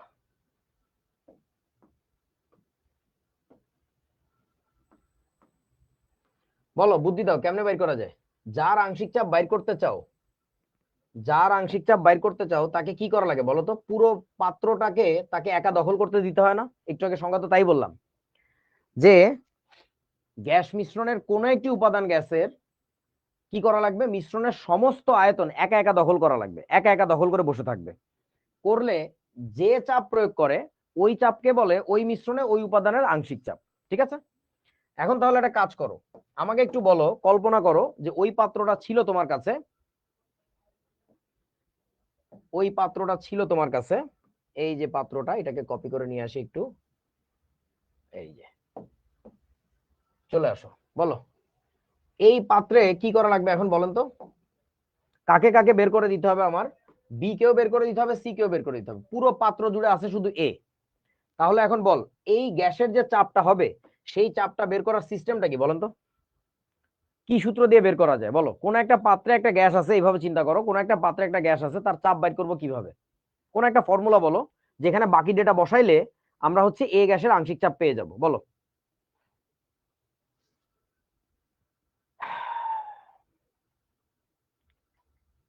রাফহান বলতে পারছো? ওর কেমন নাম এটা, রাফহান? আচ্ছা ঠিক আছে, হ্যাঁ অনেকেই ধরতে পারছো, ভেরি গুড। সিম্পল সিম্পল হিসাব ভাই, পিভি ইকুয়াল টু এনআরটি, একদম সিম্পল। পাত্রে শুধু এ গ্যাস ছিল তো, তো তুমি এখন যে কাজটা করবা, আমাকে একটু বলো এই ভলিউমটা কি দিতে হবে বলো? এই ভলিউমটা কি ভি এ দিব? ভি এ দিব নাকি? না। কেন না? কারণ সংজ্ঞায় বলছিল মিশ্রণের সমস্ত আয়তন, মিশ্রণের সমস্ত আয়তন একাকি দখল করে, অর্থাৎ ওকে একারে এই পুরো জায়গাটা দিতে হবে, ঠিক আছে? ভি টোটালটাই হবে, তার মানে ভি টি লেখার দরকার নেই, জাস্ট ভি লিখবো, কারণ আমরা কি ধরে নিয়েছিলাম দেখো তো, আমরা ধরছিলাম টোটাল আয়তন হচ্ছে ভি। ওকে, তাহলে এখন বল মোল সংখ্যা কি লিখবো? এন কি লিখবো, এন এ নাকি এন টোটালটা হবে, কোনটা বলো? এন এর সাথে ছোট করে তোমার লেখা উচিত এখানে এন এ। তার কারণটা হচ্ছে এখন পাত্রে শুধু এ গ্যাস আছে, তার মোল সংখ্যা হচ্ছে এন এ। তাহলে এবার বল আর কি লিখবো, আরে? আর কি লিখবো, আরে? আরে নাকি? না, আর তো আরই ভাই, সারা জীবন আর তো কনস্ট্যান্ট। টি কি লিখবো, টি এ নাকি? টিটাও কনস্ট্যান্ট থাকবে। তার মানেটা হচ্ছে এখানে যদি তুমি মোল নাম্বার বসাও এনে, তখন যে চাপটা পাবা এখান থেকে, এই সমীকরণ থেকে, সেটারই বলে বেসিক্যালি পিএ। তোরা কি বুঝছো আমার কথা? মানে যখন পিভি ইকুয়াল টু এনআরটি সূত্রে এন এর মানটা বসানো হবে এনে, আর মানে এন এর মানটা বসানো হবে এনে, তখন যে চাপটা পাবো তাকেই বলে বেসিক্যালি পিএ, ঠিক আছে? That is the standard definition of partial pressure. Okay, তাহলে এখন ঘটনা হইতেছে, আমরা এর পরের লাইনটা একটু আগাই। আমরা এখান থেকে একটা কথা কি বলতে পারবো যে PA equal to N A into R T divided by V, এটা কি বলা যায়? দেখেন তো, নিশ্চয়ই বলা যায়। এর পরের লাইনে তাহলে আরো একটা কথা বলা যাবে, সেটা হচ্ছে, আমাকে একটু বলতো এই যে অংশটা আর টি বাই ভি, এই যে অংশটা, এই পুরো পার্টটা কি জানিস বলতো? এই পার্টটা কি বলেন?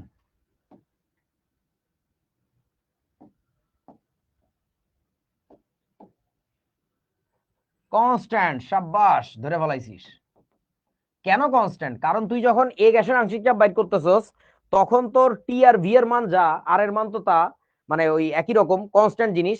তুই যখন বি এর আংশিক চাপ বাইর করবি তখন কিন্তু এই তিনটা রাশির মান একই থাকবে, দ্যাটস ওয়াই আমরা বলি ওই সিস্টেমের জন্য আর টি বাই ভি হচ্ছে কনস্ট্যান্ট। তাহলে তার পরের লাইনে আমি কি একটা কথা বলতে পারি, দেখেন তো, P A proportional to N এ, এই কথার মানে কি আপনারা বুঝেন? দেখেন দি, বুঝেন কিনা? খুবই খুবই ইন্টারেস্টিং একটা কথা কিন্তু। তার মানেটা হচ্ছে এ গ্যাসের আংশিক চাপ তত বেশি হবে ওর মোল সংখ্যা যত বেশি হবে। অর্থাৎ ধর আমি দেওয়ানের জন্মদিনের বেলুনে অল্প একটু গ্যাস দিছিলাম, 2-3 ফু গ্যাস দিছি, অল্প একটু গ্যাস দিছি, কয়েকটা অণু, মানে কয়েক মোল অণু। আর ও নানা দিছে সবচেয়ে বেশি গ্যাস, রাইসুলের নানিও এত দিতে পারে নাই। তো তার মানে আংশিক চাপ সবচেয়ে বেশি হবে কার? দেওয়ানের নানার। বুঝিয়াছো? যার আংশিক চাপ বেশি হবে তার বেসিক্যালি মোল সংখ্যা বেশি হবে। বুঝছস তো নাকি?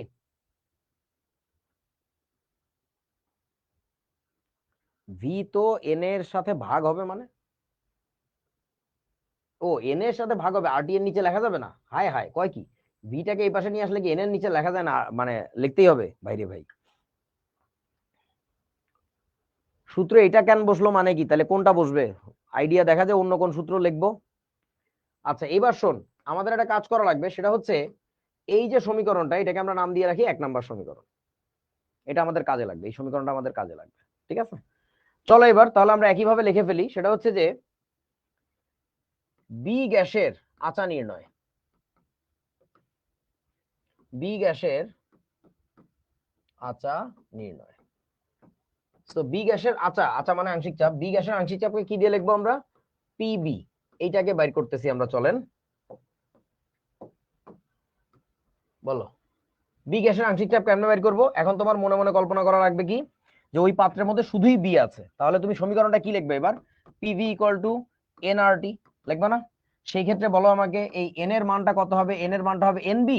তখন যে প্রেসার পাবো তারে বলবো আমরা পিবি। বুঝছস তো নাকি? ক্যামেরা সরে গেছে বলতেছে, সরছে নাকি?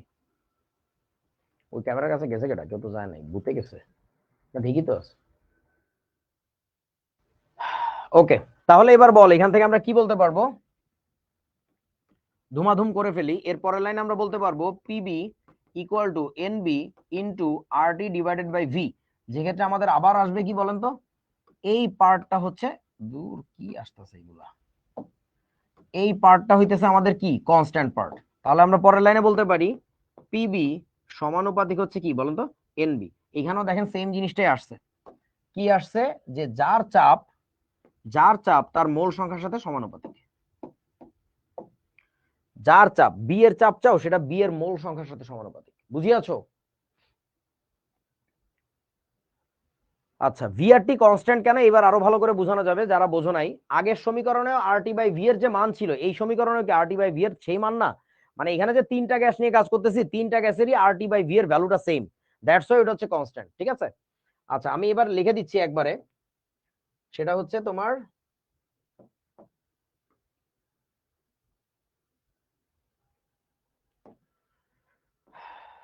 সেটা হচ্ছে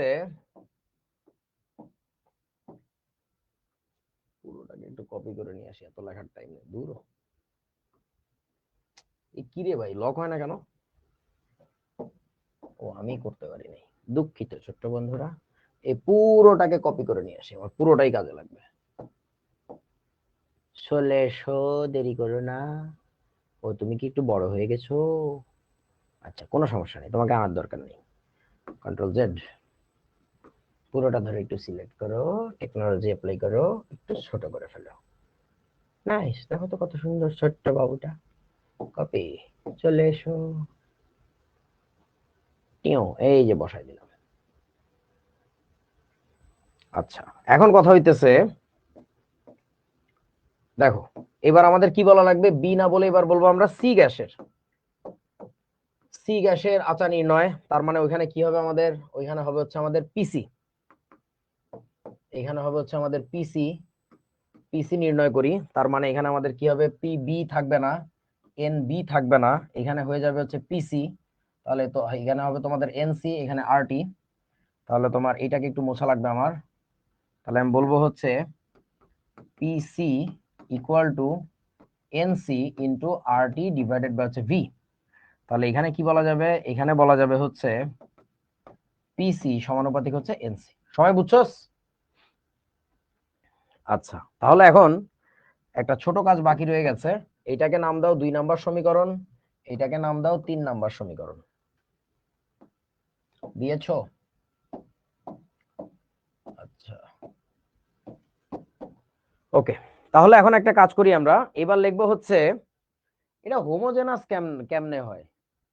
ও আচ্ছা আচ্ছা, P A by N equal to PB by NB, হ্যাঁ ওইটা হোমোজেনাস। তুমি যেটা বানাইছো শাহরিয়ার নাফিস, তুমি যেটা বানাইছো এটা হোমোজেনাস, ওটা দিয়ে যদি আমাদের কোনো কাজ নাই। আচ্ছা এরপরে আসো, এবার একটা কথা লেখো, সেটা হচ্ছে গ্যাস তিনটি, গ্যাসগুলি সম্মিলিতভাবে, এইবার তুই চিন্তা কর পাত্রে তিনটা গ্যাস একসাথে আছে, পাত্রের মধ্যে তিনটা গ্যাসই আছে, তাহলে তার জন্য আমরা কি পিভি ইকুয়াল টু এনআরটি লিখতে পারি? আমাকে একটু বলেন তো, লেখা কি যায় নাকি যায় না? সবগুলো গ্যাস একসাথে আছে, বুঝছস তো? এবার বল সেই ক্ষেত্রে এন এর মানটা কত হবে? এনটা কি হবে এবার, এন এ নাকি এনবি নাকি এনসি, বলেন তো কোনটা হবে? এন এ হবে নাকি এনবি হবে নাকি এনসি হবে? টোটালটা হবে, মোট হবে। গুড। তাহলে এখানে আমরা লিখবো হচ্ছে এন না লিখে এখানে লেখা লাগবে এন এ প্লাস হচ্ছে এনবি প্লাস হচ্ছে এনসি, টোটালটা, টোটাল যোগফল লাগবে আমাদের।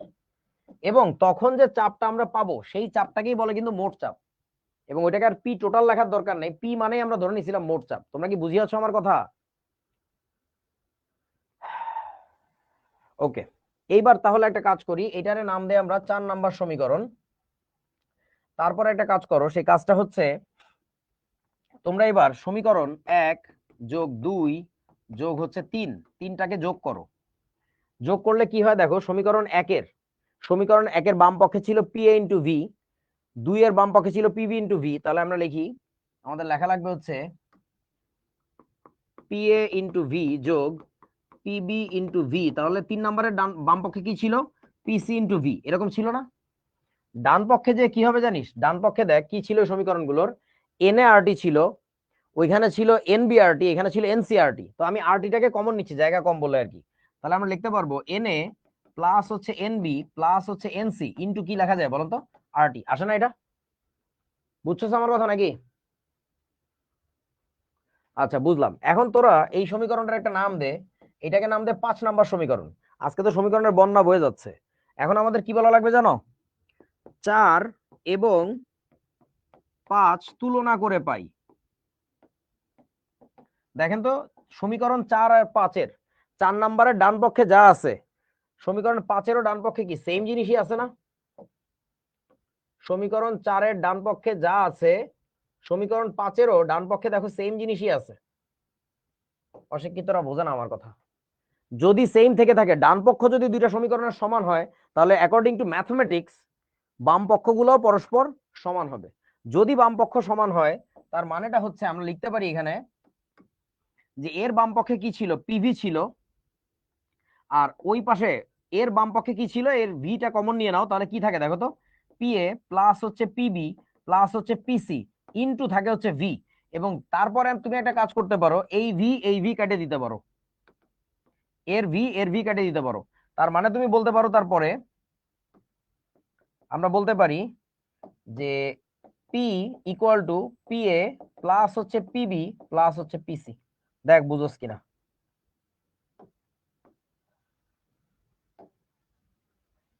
বুঝিয়াছো? আচ্ছা, এইটাকেই কি বলে জানো নাকি?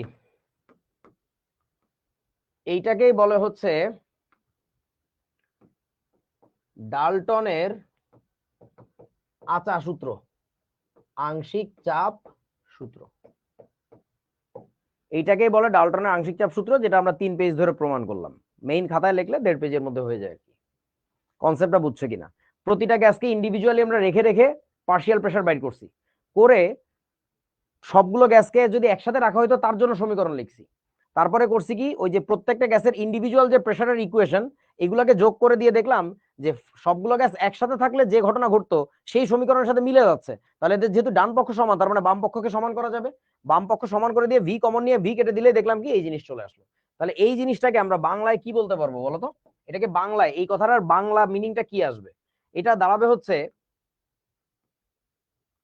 এটাকে লেখা যায় যে, অর্থাৎ কোন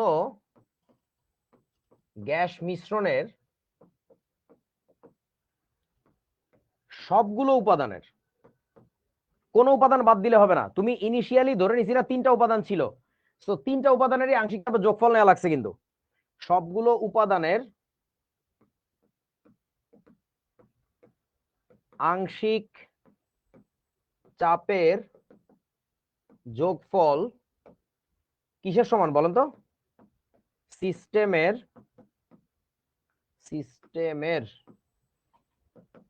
মোট চাপের সমান।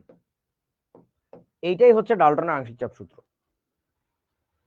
কোন গ্যাস মিশ্রণের সবগুলো উপাদানের আংশিক চাপের যোগফল সিস্টেমের মোট চাপের সমান। বুঝিয়াছো?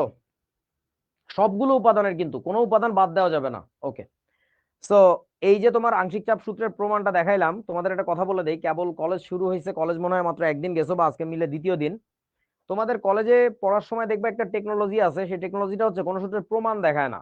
আমাদের সময় প্রচুর সূত্রের প্রমাণ দেখতাম আমরা, প্রমাণ পরীক্ষা আসতো বলে আমরা পড়তে হইতো। সো এখন এই জিনিসটা না উঠে যাওয়ার কারণটা হচ্ছে পরীক্ষাতে প্রশ্নে আর সূত্রের প্রমাণ আসে না, কারণ সূত্রের প্রমাণগুলো একটু বড় বড় হয় তো বেশি নাম্বার দেওয়া লাগবে, কিন্তু সর্বোচ্চ নাম্বারই তো ধরে দিছে 4, যার ফলে প্রমাণটা আসে না। কিন্তু আমাদের সময় যে কোনো একটা প্রশ্নের মার্ক 7-8 করেও থাকতো, স্যারের ইচ্ছা যে কোনো নাম্বার দিতে পারে। সো যার ফলে হয়তো কি আমরা অনেক বড় বড় প্রমাণ শিখতাম। হয়তোবা কখনো বইলে বসছে পুরো অধ্যায়টা লেখতো দেখি, তোরা ওইটার জন্য 100 মার্ক দিব। ওরে বাবা রে বাবা, তা আমরা সব শিখতাম। তো এখন ঘটনা হচ্ছে যেহেতু সূত্রের প্রমাণ আসে না, এই কারণে করে কি কেউ সূত্রের প্রমাণ শেখে না। এইটা না শেখার কারণে তোমরা কি বুঝতেছো যে আমরা জাতিগতভাবে কতটা অন্ধকারে পতিত হচ্ছি? কোন একটা সূত্র এটা তোমার স্যার শিখাইছে, বললে যে এটা গ্যাসের ক্ষেত্রে কাজ করে, you don't know how it has come, and that is the reason why you'll never be able to make anything like that. তুমি কোনোদিন বিজ্ঞানী হবে না, তোমার তোমার মাথায় কোনোদিন নতুন চিন্তা আসবে না। এই সূত্র যে সব জায়গায় কাজ করে তাও কিন্তু না, এই সূত্রের অনেক লিমিটেশন আছে। সেই সব লিমিটেশন মোমেন্টে তোমার যে নতুন কাজ কি করা লাগবে, কিভাবে ইকুয়েশনটা মডিফাই করা লাগবে, সেইগুলো কিন্তু তুমি জানবা না। So that's the reason Y কলেজে স্যার কি করতেছে, আমি কি করতেছি, মাসুর ভাই কি করতেছে, এনাম ভাই কি করতেছে, ডাজন্ট রিয়েলি ম্যাটার।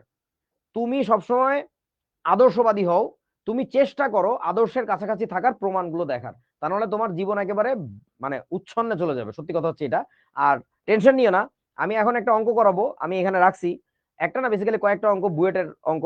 সেই অঙ্কগুলো করতে গেলে দেখবা বন্ধু তোমার এই আগডুম বাগডুম সূত্র দিয়ে কোনো কাম হয় না। ওইখানে তোমার লিটারেলি নিজে থেকে ম্যানুয়ালি চিন্তা করে অঙ্ক করা লাগবে। তোমার যদি ডেফিনেশন ক্লিয়ার থাকে, তুমি যদি ডেফিনেশন বোঝো, তুমি যদি সূত্রের প্রতিপাদনটা জানো, তাইলে অঙ্ক করতে পারবা, তা নাহলে অঙ্ক সম্ভব না। যদি কেউ করে দিতে পারে, আমার নাক কান চোখ মুখ সব কেটে তারা গিফট দিয়ে দিব, যা আমার মান ইজ্জত নাই, আমার সব মান ইজ্জত তোরে দিয়ে দিলাম। এটা সম্ভবই না। মানে জানো তো, গ্রিক ভাষায় বুয়েট শব্দের অর্থ হচ্ছে শয়তান। মানে এখানে আসা যে অঙ্কগুলো আছে সব অঙ্ক শয়তানি করে না, বাট এমন নিরীহ কিছু অঙ্ক দিবে তোমার দেখে মনে হবে আল্লাহ, এরকম ভেজিটেবলের মতো অঙ্ক এত সহজ, তুমি করো, তুমি পাইছো একটা ডাব্বা। বহুত ক্যাচাল থাকে, ঠিক আছে? So unless you understand it very deeply, it is never gonna work for you. হ্যাঁ, মানে কাজ হবে না আলটিমেটলি। ওকে, এখন আমরা একটা কাজ করব, সেই কাজটা হচ্ছে শোনেন, সেটা হলো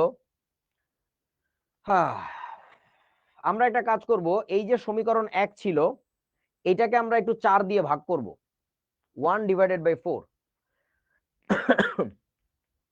তাহলে সমীকরণ 1 ডিভাইডেড বাই সমীকরণ 4, ইকুয়েশন 1 ডিভাইড বাই ইকুয়েশন 4 কি থাকে দেখো তো। ইকুয়েশন তোমাদের খাতা উল্টাও, খাতার মধ্যে লেখা আছে ইকুয়েশন 1 এর বামে কি ছিল, PA ইনটু V, আর ইকুয়েশন 4 এর বামে ছিল হচ্ছে PV, ইকুয়াল টু ইকুয়েশন 1 এর ডানে ছিল হচ্ছে NA ইনটু RT, আর ইকুয়েশন 4 এর ডানে ছিল হচ্ছে NA plus NB plus NC into ছিল হচ্ছে RT। তোরা কি আমার সাথে একমত? বুঝছস তো নাকি? এই যে ইকুয়েশন 1 এর বামে ছিল PA into V, PA into V, আর ইকুয়েশন 4 এর বামে ছিল হচ্ছে PV, এই যে PV। ইকুয়েশন 1 এর ডানে ছিল NART, ওই যে NART, আর এটা তো বুঝছো, ঠিক আছে? আচ্ছা, কে কোথা থেকে হঠাৎ এই কথা বলা শুরু করলো কেন? কোন নেতার ডাকে? দেখতো কোন নেতার ডাকে সবাই আন্দোলনে ঝাঁপায় পড়ছে, কে কোথা থেকে বলতেছে? ছাগল কোথাকার। আমি বরিশাল থেকে, আমি বাড্ডা থেকে, তাতে কি হয়েছে, কি করবো তোমাকে এখন আমি কোলে নেবো? ছাগল কোথাকার। বিশ্বমঞ্চের নায়ক হও, বিশ্বমঞ্চের যোদ্ধা হও, যেখানে কেউ কাউকে জানে না কে কোথা থেকে আসতেছে, সবার উদ্দেশ্য একটাই, মহিব সরকার। আরে বাবা রে, আমাদের মহিব সরকার এসেছে। ছাগল কোথাকার একটা, ছাগলের অপর নাম মহিব সরকার। কুরবানির হাটে এই বছর যে আমি বলবো মহিব সরকার কোথায় রে। আচ্ছা, চলো। কে কোথা থেকে বলছো? ভি ভি কাটে,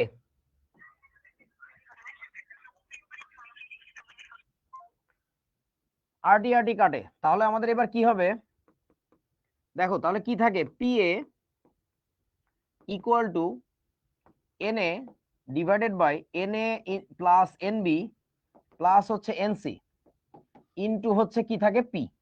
তোরা একটু এবার ভেবে বলতো এই বস্তুটা কি বলতে দুধ তৈরি করার, এই বস্তুটা কি বলতে পারবি?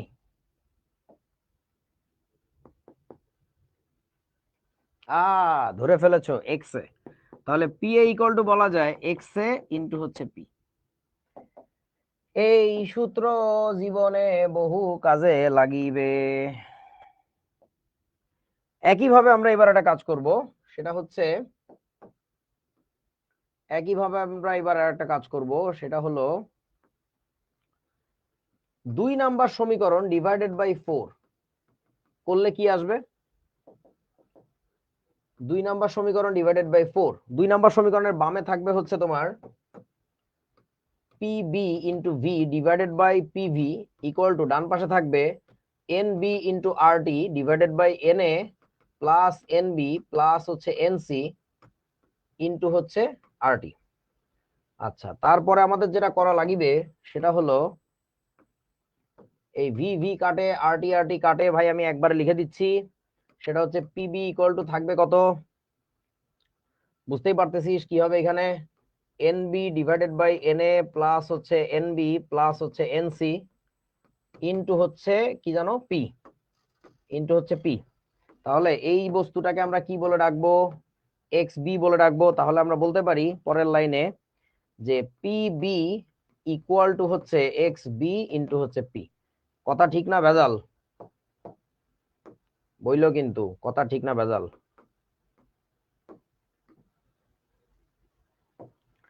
আচ্ছা, তারপরে আবার 3কে তুমি ভাগ করো হচ্ছে 4 দিয়ে, তাহলে যেটা পাবা একবারে লিখে দিচ্ছি, পিসি ইকুয়াল টু আসবে হচ্ছে এক্সি ইনটু হচ্ছে পি। বইলো কিন্তু বন্ধু, কথা ভেজাল থাকলে বইলো।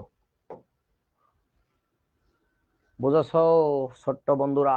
তার মানে যার যার আংশিক চাপ ইকুয়াল টু ওই জিনিসেরই মোল ভগ্নাংশ ইনটু সিস্টেমের মোট চাপ। বুঝছস? তাহলে এখন আমি এই জিনিসটাকে একটু সুন্দর করে লিখে রাখি। ওইটাত লেখ, ওইটাত, ওইটাত বুঝছস? ওইটাত একটা ব্যাপার আছে, একটা জোশ আছে। ওইটাত আচ্ছা, আচ্ছা মানে আংশিক চাপ। দাঁড়া সুন্দর করে লিখি, এরকম করতেছিস কেন? দাঁড়া না একটু। ওইটাত আচ্ছা ইকুয়াল টু মুভ ইনটু কি বল দেখি, মোসা। আংশিক চাপ ইকুয়াল টু মোল ভগ্নাংশ ইনটু মোট চাপ। তুই যার আংশিক চাপ বাইর করতে চাস সেটা ইকুয়াল টু মোল ভগ্নাংশ ইনটু সিস্টেমের মোট চাপ। বুঝা গেছে ছোট্ট বন্ধুরা? হ্যাঁ, আচ্ছা। তো এখন কথা হচ্ছে, ও ইংরেজি বলেন, ঠিক আছে বলতেছি। আমি তো ইংরেজিতে ভালোই। পার্শিয়াল প্রেসার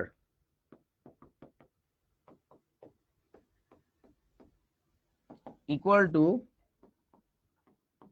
মোল ফ্র্যাকশন ইনটু টোটাল প্রেসার।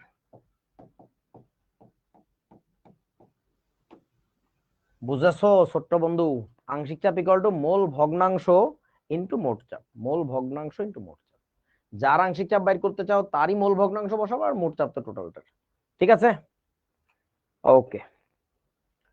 এবার আসো বন্ধু, এই যে তোমাদের লিখে দেওয়া হয়েছে আংশিক চাপ, একটা বাংলা সিনেমা পোস্টার স্টাইলে লেখা আছে, এখানে একটা কাইত করে একটা ব্যাপার আসছে, দেখা যাচ্ছে আংশিক চাপ ইকুয়াল টু মোল ভগ্নাংশ ইনটু মোট চাপ। তাহলে একটা কথা বলা যায়, এই যে মোট চাপ ব্যাপারটা, এটা কি তোরা বুঝোস যে এই জিনিসটা কি?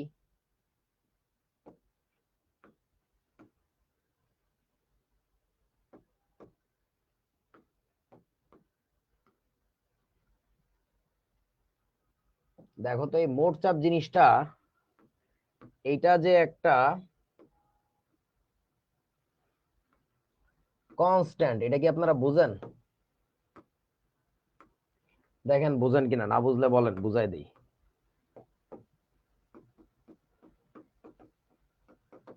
কনস্ট্যান্ট না? আচ্ছা এই যে দেখো, তুমি এ এর আংশিক চাপ বাইর করবা এক্স ইন্টু পি, বি এর আংশিক চাপ বাইর করবা X B into P, P C এর আংশিক চাপ বাইর করবা এক্স ইন্টু পি। মানে সিস্টেমের টোটাল প্রেসারটা তো তিনটা গ্যাসের ক্ষেত্রেই একই বসাইতে হয় সমীকরণে।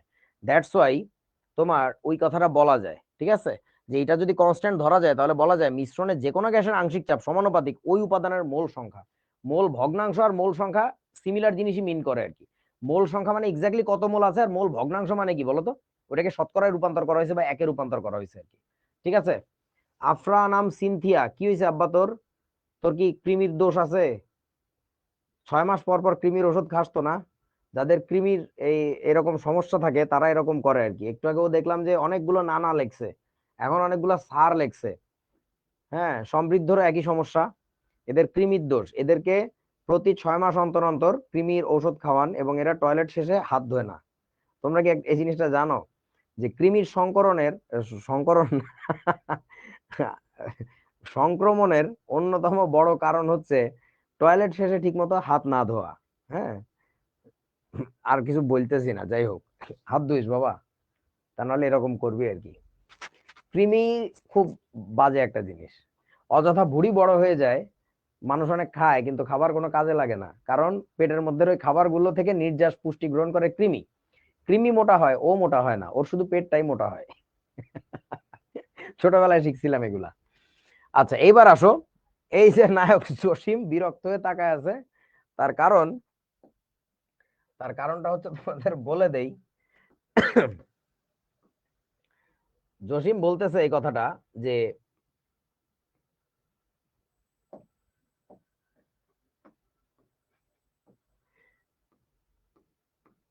এই কথা আমি তো জানতাম না আগে।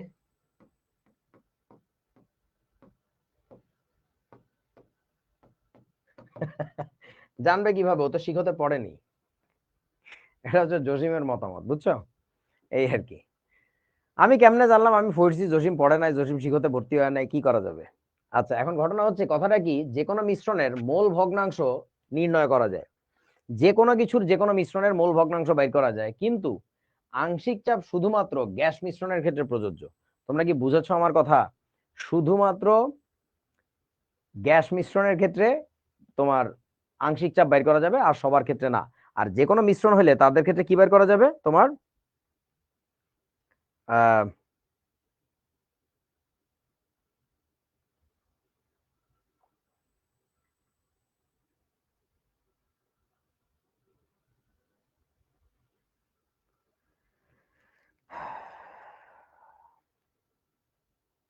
বুঝছো আমার কথা নাকি?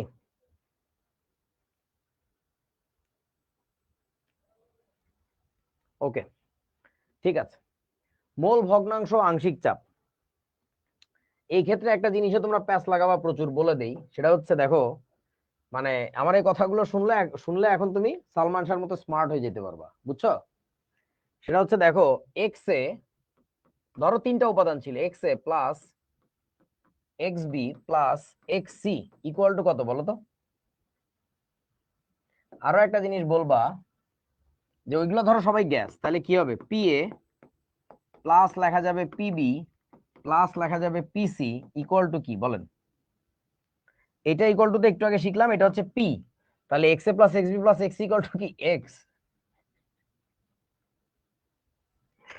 এটা কিন্তু অনেকেই বলদামি করে, বুঝছো? এই বলদামি করিও না, এই বলদামি করলে জীবনে বিয়ে হবে না, ওয়ান হবে। এই দুইটা জিনিস খুব সাবধান, যে একটা গ্যাসাস সিস্টেমের সবগুলো উপাদানের মোল ভগ্নাংশের যোগফল ওয়ান, কিন্তু সবগুলো গ্যাসের আংশিক চাপের যোগফল কিন্তু মোট চাপ। ঠিক আছে, এই আর কি। তো এটা হচ্ছে স্মার্ট ছেলে আমাদের সালমান শাহ, তার মতো স্মার্ট আইডিয়া। সাবধান। চলো এবার অঙ্ক করা লাগবে আর কি, বহুত বক্কর বক্কর হয়েছে, এবার চলো অঙ্ক করি। সেটা হচ্ছে দেখো, তোমাকে কি বলছে, 27 ডিগ্রি সেলসিয়াস তাপমাত্রায় 1 লিটার আয়তনের একটি পাত্রে 1 ডেসিমিটার কিউব মানে কি জানো তো? 1 লিটার। একটি আয়তনের একটি পাত্রে নাইট্রোজেন অক্সিজেন গ্যাসের যথাক্রমে 5 মোল এবং 3 মোল মিশ্রিত আছে। মিশ্রণটির মোট চাপ যদি এত কিলোপ্যাসকেল হয়, গ্যাস দ্বয়ের আংশিক চাপ কত? সহজ অঙ্ক। তাহলে আমি প্রথমে বাইর করতেছি প্রেসার অফ নাইট্রোজেন। এটা ইকুয়াল টু কি লেখা যাবে? এক্স অফ নাইট্রোজেন ইনটু কি, পি না? যার আংশিক চাপ বের করতে চাই তারই মোল ভগ্নাংশ ইনটু মোট চাপ, ঠিক আছে? আচ্ছা, এখন বলো আমাকে এক্স অফ নাইট্রোজেন কেমনে বাইর করবো? নাইট্রোজেনের মোল নাম্বার কত? 5 ডিভাইডেড বাই কত হবে? 5 প্লাস হচ্ছে কত জানি 3, 5 প্লাস হচ্ছে 3 ইনটু পি হচ্ছে কত? মোট চাপ কত? 34। তাহলে এটা করে দেখো কত আসে। এটা আসবে হচ্ছে 5 ডিভাইডেড বাই 8 ইনটু হচ্ছে তোমার 34। এটা আসতেছে হচ্ছে 21.25। একক কি হবে বলো? এটা কোন এককে বের হয়েছে আনসার? কোন এককে? কিলোপ্যাসকেল। তার কারণটা বুঝতেছো? তোমার এই যে মোল ভগ্নাংশ যেটা, এটার কিন্তু কোনো একক নাই, সো এর একক তুমি যা বসাবা এটার একক ওইটাই বেরোবে, ঠিক আছে? আচ্ছা, এবার আমাকে বলো, সেটা হচ্ছে যে এখন তুমি কি বলো এটাকে, ভুলে গেলাম। এখন তুমি ওই প্রেসার অফ কি বাইর করবা? অক্সিজেন বাইর করবা। অক্সিজেন না? হ্যাঁ। তাহলে প্রেসার অফ অক্সিজেন যে বাইর করবা, এটা কত হবে? X of O two into কি, পি না? এত কাহিনী করার দরকার নাই। কি করা যাবে বলেন? সেটা হচ্ছে, দেখো, P of O two plus P of N two, এটাই গল্প কি শিখছিলাম, পি না? বিয়োগ করা যাবে। তাহলে লেখা যাবে পি অফ ও টু হলো P minus P of N two. Raisul, ওটা মেইল করছিলি? আচ্ছা, তাহলে এটা করলে যা আসে তাই। তাহলে তোমার 34 মাইনাস হচ্ছে আনসার, এটা করলে আসে হচ্ছে 12.75। এত কোন এককে আসবে? এটা কিলোপ্যাসকেলে আসবে। এই তো হয়ে গেল, শেষ। বুঝছস তো নাকি? সহজ জিনিস। আচ্ছা, এইবার আসো, এটা বুয়েটে আসা একটা অঙ্ক, দেখি করো, তোমরা করো। কত সালে মনে নাই, আমার খুব পছন্দের একটা অঙ্ক। হাগু করে দিও না, অনেকে বিছানার উপরে বসে ক্লাস করতেছো, হাগু করে দিও না, একদম ঝামেলা হয়ে যাবে।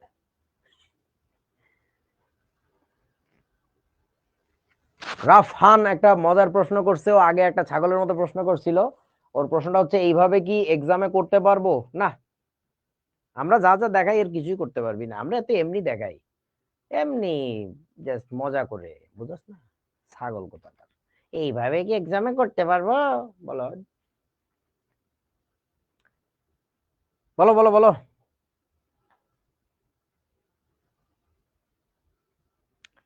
আচ্ছা, 4.2 গ্রাম নাইট্রোজেন এবং 4.4 গ্রাম কার্বন ডাইঅক্সাইডের একটি মিশ্রণ এত তাপমাত্রায় এত লিটার পাত্রে রাখা আছে। পাত্রটিতে গ্যাসের মোট চাপ কত? বাহ, সুন্দর প্রশ্ন তো। পাত্রটিতে গ্যাসের মোট চাপ কত? একটা সিস্টেমের মধ্যে, একটা পাত্রের মধ্যে তোমার কাছে দুইটা গ্যাস আছে। একটা হচ্ছে কি, নাইট্রোজেন মনে হয় না? হ্যাঁ, আর একটা হচ্ছে কার্বন ডাইঅক্সাইড। এখন নাইট্রোজেন বলছে কতটুকু আছে? 4.2 গ্রাম। আর কার্বন ডাইঅক্সাইড আছে হচ্ছে 4.4 গ্রাম।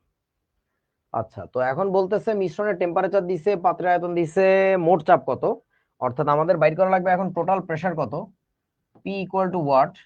আরো একটা জিনিস জানতে চাইছে, প্রতিটি গ্যাসের আংশিক চাপ কত, মানে কি জানতে চাইছে আবার? পি অফ এন টু কত। আরো একটা জিনিস জানতে চাইছে, পি অফ ও টু কত।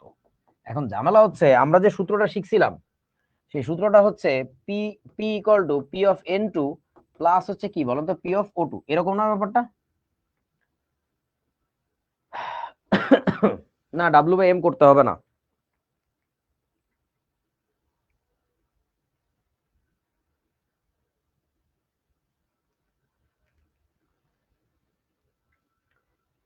আচ্ছা দেখো, তুমি টোটাল প্রেসার বাইর করতে পারবা যদি তোমার কাছে পি অফ এন টু জানা থাকে, পি অফ ও টু জানা থাকে। মজার কথা হচ্ছে, তোমার কাছে পি অফ এন টু জানা নেই, পি অফ ও টু জানা নেই। এই দুইটা জানা না থাকলে পি বাইর করতে পারবা না। আবার আর এক কাহিনী করা যায়, সেটা হচ্ছে P of N two equal to কত বলেন তো, X of N two into P না? এই কাজও করতে পারবা না। কেন করতে পারবা না বলো তো? তোমার কাছে এই যে কি জানা নাই বলেন তো, এই যে পিটাই তো জানা নাই, মানে বহুত প্যাচ আর কি। তুমি কোন সূত্রে যাইতে পারবা না, মারিয়া ধরতে পারছে যে কি করা লাগবে। ও, ও টু না, ওই জায়গায় সিও টু হইলো আর কি। আরে বাবার না, বাবার না, ওটা ওটা কোনো ব্যাপার না, সিও টু হইলো, সিও টু। মানে মোট কথা হচ্ছে, আংশিক চাপ সম্পর্কিত যতগুলা সূত্র আছে কোনোটাই বের করতে পারবা না, মানে কোনোটাই কাজে লাগানো যাবে না। তাহলে এখন কি করতে হবে আসলে? এখন কি কান্নাকাটি করতে হবে? এখন কাহিনী করতে হবে যেটা, তোমারে মূল সূত্রের প্রতিপাদন স্টাইলে চলে যেতে হবে। সূত্র যখন প্রতিপাদন করছিলাম তখন নাইট্রোজেনের আংশিক চাপ কেন বের করছিলাম? তখন কল্পনা করছিলাম পাত্র থেকে কার্বন ডাইঅক্সাইডকে বের করে দিছি, গোটা আয়তনটা নাইট্রোজেন একা দখল করছিল। তখন আমাদের যে কাজটা করা লাগছিল সেটা হচ্ছে পিভি ইকুয়াল টু লেখা লাগছিল হচ্ছে এনআরটি, যে ক্ষেত্রে আমরা মোল নাম্বারটা যদি বসাই নাইট্রোজেনেরটা, তাহলে এখানে প্রেসারটাও পাবো কার? নাইট্রোজেনের। তোমরা কি বুঝছো আমার কথা? বুঝছস নাকি বুঝছস নাই? আচ্ছা, এখন কথা হচ্ছে P1/T1 = P2/T2 এটা অ্যাপ্লাই করা যাবে না, আজগুবি কথা বলিস না, ওটা কন্ডিশনই আলাদা। আচ্ছা, তাহলে এখন করব আমরা যেটা, pressure of N2 into volume বসাবো কত, 3 লিটারের পাত্র, তাহলে 3 equal to N of N2, mole number of N2 কত হবে? নাইট্রোজেনের mole number 4.2 divide by 28 into আর এর মান কত লিখবো? এটা যেহেতু লিটারে বসানো হয়েছে, তার মানে পুরো সিস্টেম চলে গেছে লিটার অ্যাটমসফিয়ারে, তাহলে 0.0821 লিখতে হবে। ইনটু টেম্পারেচার কত লিখবো? কত তাপমাত্রা? 300 কেলভিন। এটা বসাই দিলে এখান থেকে আমরা কিসের মান বের করতে পারবো? এখান থেকে খুব ইজিলি বের করতে পারবো পি অফ N2। করে দেখতো কত আসে। পি অফ N2 আসবে হচ্ছে 300 into 0.0821 into 4.2 divide by 28 divide by 3, তার মানে আসে হচ্ছে 1.2315। এত বলেন এটার একক কি আসছে? লিটার অ্যাটমসফিয়ারে করছি, তো এটার একক আসছে হচ্ছে অ্যাটমসফিয়ার। বুঝি হচ্ছে আমার কথা?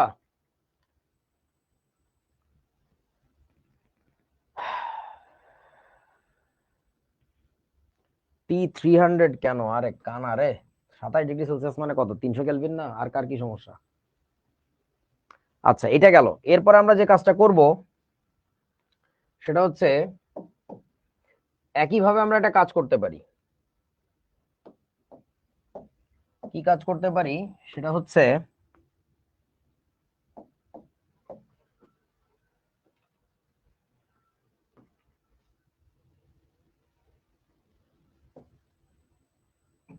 ওকে, এখন আমরা লিখবো হচ্ছে তোমার আবার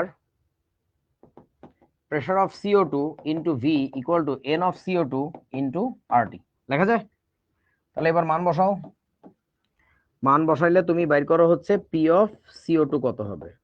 পি অফ CO2 হবে হচ্ছে 300 ইন্টু 0.0821 ইন্টু হচ্ছে 4.4 ডিভাইড বাই 44 ভাগ হচ্ছে আবার 3, তাহলে এটাগুলো আসে হচ্ছে 0.821। এত একক কি এটার? অ্যাটমসফিয়ার। তোরা কি বুঝছস আমার কথা? যারা বলতেছস নীরব মাহমুদ এবং তাহারাত মেধা, তোরা ক্লাস 9-এ যায় আবার ভর্তি হওয়া, যে নাইট্রোজেনের অঙ্ক করার সময় এখানে কেন 28 লিখছে? আর এর মান কই পাইলেন রে বাবা? এইসব ছাগল পাগল কেন যে ক্লাসে আসে? আর এর মান কই পাইলাম? এটা তো মনে হয় ফিজিক্স ক্লাসেও জিজ্ঞেস করে, জি এর মান 9.8 দেখলেও কয় এটা কই পাইলেন। আরে বাবা রে বাবা। আচ্ছা, যাই হোক, এখন কথা হইতেছে তাহলে বলেন সিস্টেমের মোট চাপ বের করবো কেমনে? অতএব P equal two pressure of CO2 যোগ প্রেসার অফ কি জানো? O2, সরি কি N2, প্রেসার অফ N2। তাহলে এটা করলে কত আসে? প্রেসার অফ CO2 হচ্ছে 0.821 ইন্টু 1.2315 করো, আনসার কত? 0.821 যোগ 1.2315, এটা করলে আসে হচ্ছে 2.0525, এত অ্যাটমসফিয়ার। মোট চাপ বের হয়ে গেছে, বুঝিয়াছো? হ্যাঁ, প্লাসই তো দিছি আমি, ও সরি ওখানে গুণ দিয়ে ফেলছি। যোগ 1.2315, বুঝেছো?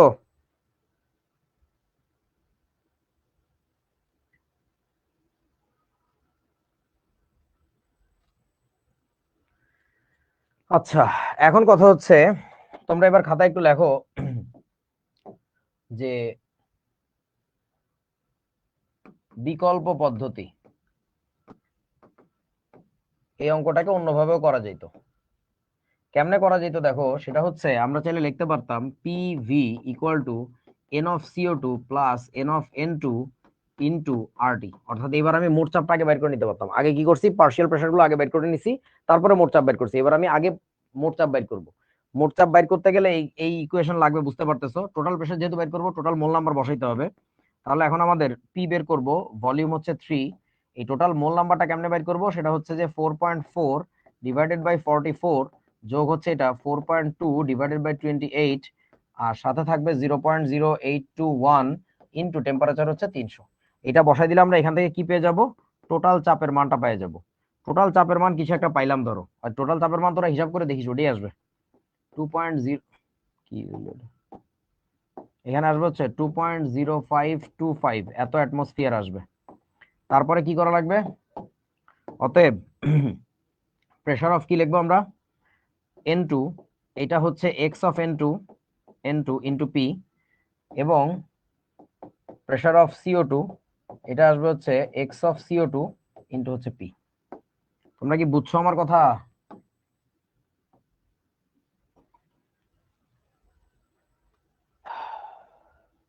হুম, ওকে। সো যার যে পদ্ধতি ভালো লাগে কইরো, কোনো সমস্যা নেই। তোমার বাসা থেকে স্কুলে যাওয়ার রাস্তা যে একটা চিনে, সে মাঝে মধ্যে রাস্তায় কাজ হইতে থাকলে যখন বা কোনো ঝামেলা যখন হয়, তখন তার স্কুলে যাওয়া বন্ধ হয়ে যায়। বাট যে কোনো একটা সার্টেন অঙ্ক, কোনো একটা সার্টেন প্রবলেম একাধিক পদ্ধতিতে সলভ করতে শেখে, সে আসলে অদম্য হয়ে যায়, তাকে ঠেকানো যায় না আর কি। বুঝেছো? এই আর কি। এসএস নেওয়ার দরকার নেই, পুরো পিডিএফ ধরে তো দিয়ে দিব, কইরো। পরের অঙ্কে চলো, এটাও বুয়েটে আসা অঙ্ক। কত সুন্দর। তোমাকে বলছে গরমকালে বায়ুতে 25 ডিগ্রি সেলসিয়াসে জলীয় বাষ্পের মোল ভগ্নাংশ হচ্ছে এত। জলীয় বাষ্পের মোল ভগ্নাংশ, আচ্ছা, এই যে জলীয় বাষ্পের মোল ভগ্নাংশ, এটা আসলে কি? বায়ুতে জলীয় বাষ্পের, বায়ু তো নিজে একটা গ্যাস সিস্টেম, তাই না? মিশ্র গ্যাসের সিস্টেম। সো মিশ্র গ্যাসের সিস্টেমে জলীয় বাষ্প তো একটা উপাদান। সো কোন একটা উপাদানের মোল ভগ্নাংশ দেওয়া আছে, এটাকে আমরা কিভাবে লিখবো? এটাকে আমরা লিখতে পারি এক্স ভ্যাপ। মোল ভগ্নাংশকে এক্স দিয়ে প্রকাশ করে, ভ্যাপ মানে বুঝতে পারছো ব্যাপার, সেটা হচ্ছে 0.0287, এটা বলছে। এরপরে বলতেছে বায়ুর চাপ হচ্ছে 0.977 অ্যাটমসফিয়ার। বলতো এই চাপটাকে আমরা কিভাবে লিখবো, বলতে পারবি? এই চাপটা আসলে কি বলেন তো? আসিফ ধরতে পারছে, সালেহা ধরতে পারছে, আর হ্যাঁ, এইটা হচ্ছে টোটাল প্রেসার, এটা হচ্ছে টোটাল প্রেসার। পি এর মান হচ্ছে 0.977 এত অ্যাটমসফিয়ার। মানে ব্যাপারটা বুঝতেছিস কিনা আমি জানি না। পুরা গ্যাসের যে বায়ুমণ্ডল, এটাকে যদি তুই টোটাল গ্যাস ধরিস, মানে পুরো গ্যাসের মিশ্রণটা ধরিস, তাহলে ওইটার যে চাপ, তাকে আমরা কি মোট চাপ বলি না? আর এটা হচ্ছে ব্যাপারের মোল ভগ্নাংশ, এটা হচ্ছে একটা উপাদান মাত্র। এবার তোমাকে বলতেছে বায়ুতে তাহলে জলীয় বাষ্পের আংশিক চাপ কত, জলীয় বাষ্পের আংশিক চাপ। তো জলীয় বাষ্পের আংশিক চাপ মানে এটাকে কি বলবো আমরা, পি ভ্যাপ না? সো পি ভ্যাপের ইকুয়েশনটা কি, এক্স ভ্যাপ ইন্টু পি। বুঝছিস? অর্থাৎ সিম্পলি যা দেওয়া আছে ওই ছাতু দুইটারে গুণ করে দিলেই বাড়ি যা। এখন এই অঙ্ক কেন বুয়েটে আসছে, কেন 10 নম্বর মার্ক দিয়ে দিছে, কারণ হচ্ছে এই অঙ্কের এই ল্যাঙ্গুয়েজটাই বইতে নাই। এটা দেখে পোলাপাইন যে কেউ ঘাবড়ায় যায়, বুঝতে পারে না যে একটা গ্যাসের পাত্র নিয়ে কাজ করছি, গোটা বায়ুমণ্ডল জিনিসটাও তো একটা গ্যাসের পাত্র, তাই না? ব্যাপারটা এরকম আর কি। বুঝিয়াছো আমার কথা? আচ্ছা, এখন কথা হইতেছে, ও সরি, একই অঙ্ক দুইবার পড়ে গেছে আর কি, নিজের আবার প্র্যাকটিস করিস লাগলে। সো খুবই সুন্দর অঙ্ক। এটাও তোমাদের বাড়ির কাজ দিচ্ছি, দেখি পারো কিনা। এটাও বুয়েট আসা অঙ্ক। আমি আজকে অনেকগুলা মানে কোশ্চেন ব্যাংক থেকে প্রশ্ন নিয়ে আসছি আর কি, করবেন। তারপরে বাচ্চা অঙ্ক, ও এটা বাচ্চা অঙ্ক না, এটা বাচ্চা অঙ্ক না, এটা আমার বানানো অঙ্ক। এটা হচ্ছে ফেলুদা স্পেশাল, দেখি কে কে পারেন। এটা পারলে আসলেই চকলেট খাওয়াবো, এটা করবি। বাচ্চা জিনিস নিজেরা করবেন। এইটা বাচ্চা জিনিস আসলে ঠিক না, এটা একটু করো তো। 27 ডিগ্রি সেলসিয়াস তাপমাত্রায় 4 গ্রাম অক্সিজেন ও সমভর পরিমাণের মিথেনের একটি মিশ্রণ কত আয়তনের পাত্রে রাখলে মিশ্রণের মোট চাপ এত কিলো প্যাসকেল হবে? বলো আমাকে, এটা কোন সূত্র দিয়ে করতে হবে, তাড়াতাড়ি বলো। এইটা যারা পারবে আজকে, এরা হইতেছে আলটিমেট জিনিয়াস। তার কারণটা হচ্ছে ওর মন কোন একটা সার্টেন জিনিস নিয়ে না আটকে থাকে না, ওর মন মুক্ত।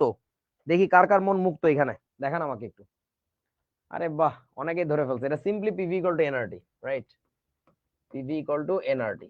তোরে বলছে কি 4 গ্রাম অক্সিজেন আর সমভর পরিমাণে মিথেনের একটা মিশ্রণ কত আয়তনের পাত্রের মধ্যে ঢুকায় রাখলে অক্সিজেন আর হচ্ছে মিথেন কত আয়তনের, এটাও 4 গ্রাম এটাও 4 গ্রাম, কত আয়তনের পাত্রের মধ্যে রাখলে মিশ্রণের টোটাল প্রেসারটা হবে হচ্ছে 120 কিলো প্যাসকেল। সো এখানে আমরা যে কাজ করব, পিভি ইকুয়াল টু এনআরটি লেখার পরে প্রেসার তো কত বলে দিছেন 120 কিলো প্যাসকেল লিখলাম, তাহলে 120 তো লেখা যাবে না, ইনটু 10 টু দি পাওয়ার 3 মানে প্যাসকেলে নিয়ে চলে আসলাম, ইনটু ভলিউমটা বাইর করব। এন এর মানটা কি লিখতে হবে বুঝছেন তো, মোল নাম্বার অফ অক্সিজেন, তার মানে 4 ডিভাইডেড বাই 32 যোগ এখানে আবার 4 ডিভাইডেড বাই 16 মানে দুইটার মোল সংখ্যার যোগফল, ইনটু আর এর মান লিখবো কত 0.0821 কিন্তু না 8.314 ইনটু টেম্পারেচার কত 27 মানে 300 কেলভিন। এখান থেকে তোমার কি বের করতে হবে, এখান থেকে তোমার বের করতে হবে হচ্ছে ভলিউমের ভ্যালুটা। এবং বলো তো ভলিউমটা কোন এককে আসবে, বলো ভলিউম কোন এককে আসবে, তাড়াতাড়ি তাড়াতাড়ি তাড়াতাড়ি। এসআই বললে হবে না রে বোকা, মিটার কিউব বলা লাগবে, দ্যাট ইজ ইওর আনসার। আচ্ছা সো খুবই সুন্দর একটা অঙ্ক, দেখি তাড়াতাড়ি উত্তর দেন। 1.5 মোল হাইড্রোজেন, লাস্ট অঙ্ক আজকের আমাদের। 1.5 মোল হাইড্রোজেন এবং 0.75 মোল অক্সিজেনকে একটি পাত্রের মধ্যে রাখা হলো, তাপমাত্রা কিছু বলে নাই, হাইড্রোজেনের আংশিক চাপ কত বলো।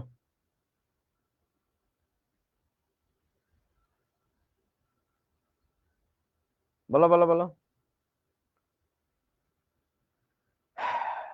আচ্ছা দেখো, অক্সিজেনের যত মোল আছে এইখানে কি তার দ্বিগুণ মোল আছে না, মানে মোল নাম্বার অফ অক্সিজেন যা হোক, ধরো এক্স মোল, খেয়াল করে দেখো তাহলে মোল নাম্বার অফ হাইড্রোজেন কত, এটা কত 2x মোল না, কারণ 0.75 কে তো 2 দিয়ে গুণ করলে হচ্ছে 1.5 হয়। আচ্ছা তাহলে এই দুইটার টোটাল যে প্রেসার হবে, মানে এর প্রেসার যা হবে, এখন আমি বলতে পারি তার মানে হচ্ছে প্রেসার অফ অক্সিজেন যদি হয় তোমার ধরো যে এ অ্যাটমসফিয়ার ধরো, তাহলে প্রেসার অফ হাইড্রোজেন কত হবে আমার একটু বলো তো। প্রেসার অফ অক্সিজেন যদি হয় এ অ্যাটমসফিয়ার, তাহলে প্রেসার অফ হাইড্রোজেন হবে কিন্তু 2a অ্যাটমসফিয়ার, এটা কি বুঝেন আপনারা? হ্যাঁ গুড। তাহলে এখন কথা হচ্ছে টোটাল চাপ তাহলে কত আমার 3a না, টোটাল পি হচ্ছে আমার 3a অ্যাটমসফিয়ার। তার মানে হচ্ছে জানতে চাইছে হাইড্রোজেনের আংশিক চাপ কত, তার মানে প্রেসার অফ হাইড্রোজেন এটা হচ্ছে মোট যে চাপ, মোট যে চাপ সেই পি এর কত অংশ বলেন তো, 2a divided by a into হচ্ছে 3, বুঝিয়াছো কি আমার কথা? মোট চাপের 2/3, মানে 3/2 চাপই দিবে হচ্ছে, এটা ভুল হয়েছে লেখাটা, মোট চাপ যদি 3 হয় তার 2 অংশ হচ্ছে ওর, এইভাবে চিন্তা করো। সো মোট চাপের 2/3 হচ্ছে ওর দেওয়া। সো কি হলো এটা, আনসার হচ্ছে সি নাম্বার। সো ঠিক আছে, আজকের ক্লাস এই পর্যন্ত, থ্যাংক ইউ এভরিওয়ান, টাটা, আবার দেখা হবে পরের ক্লাসে।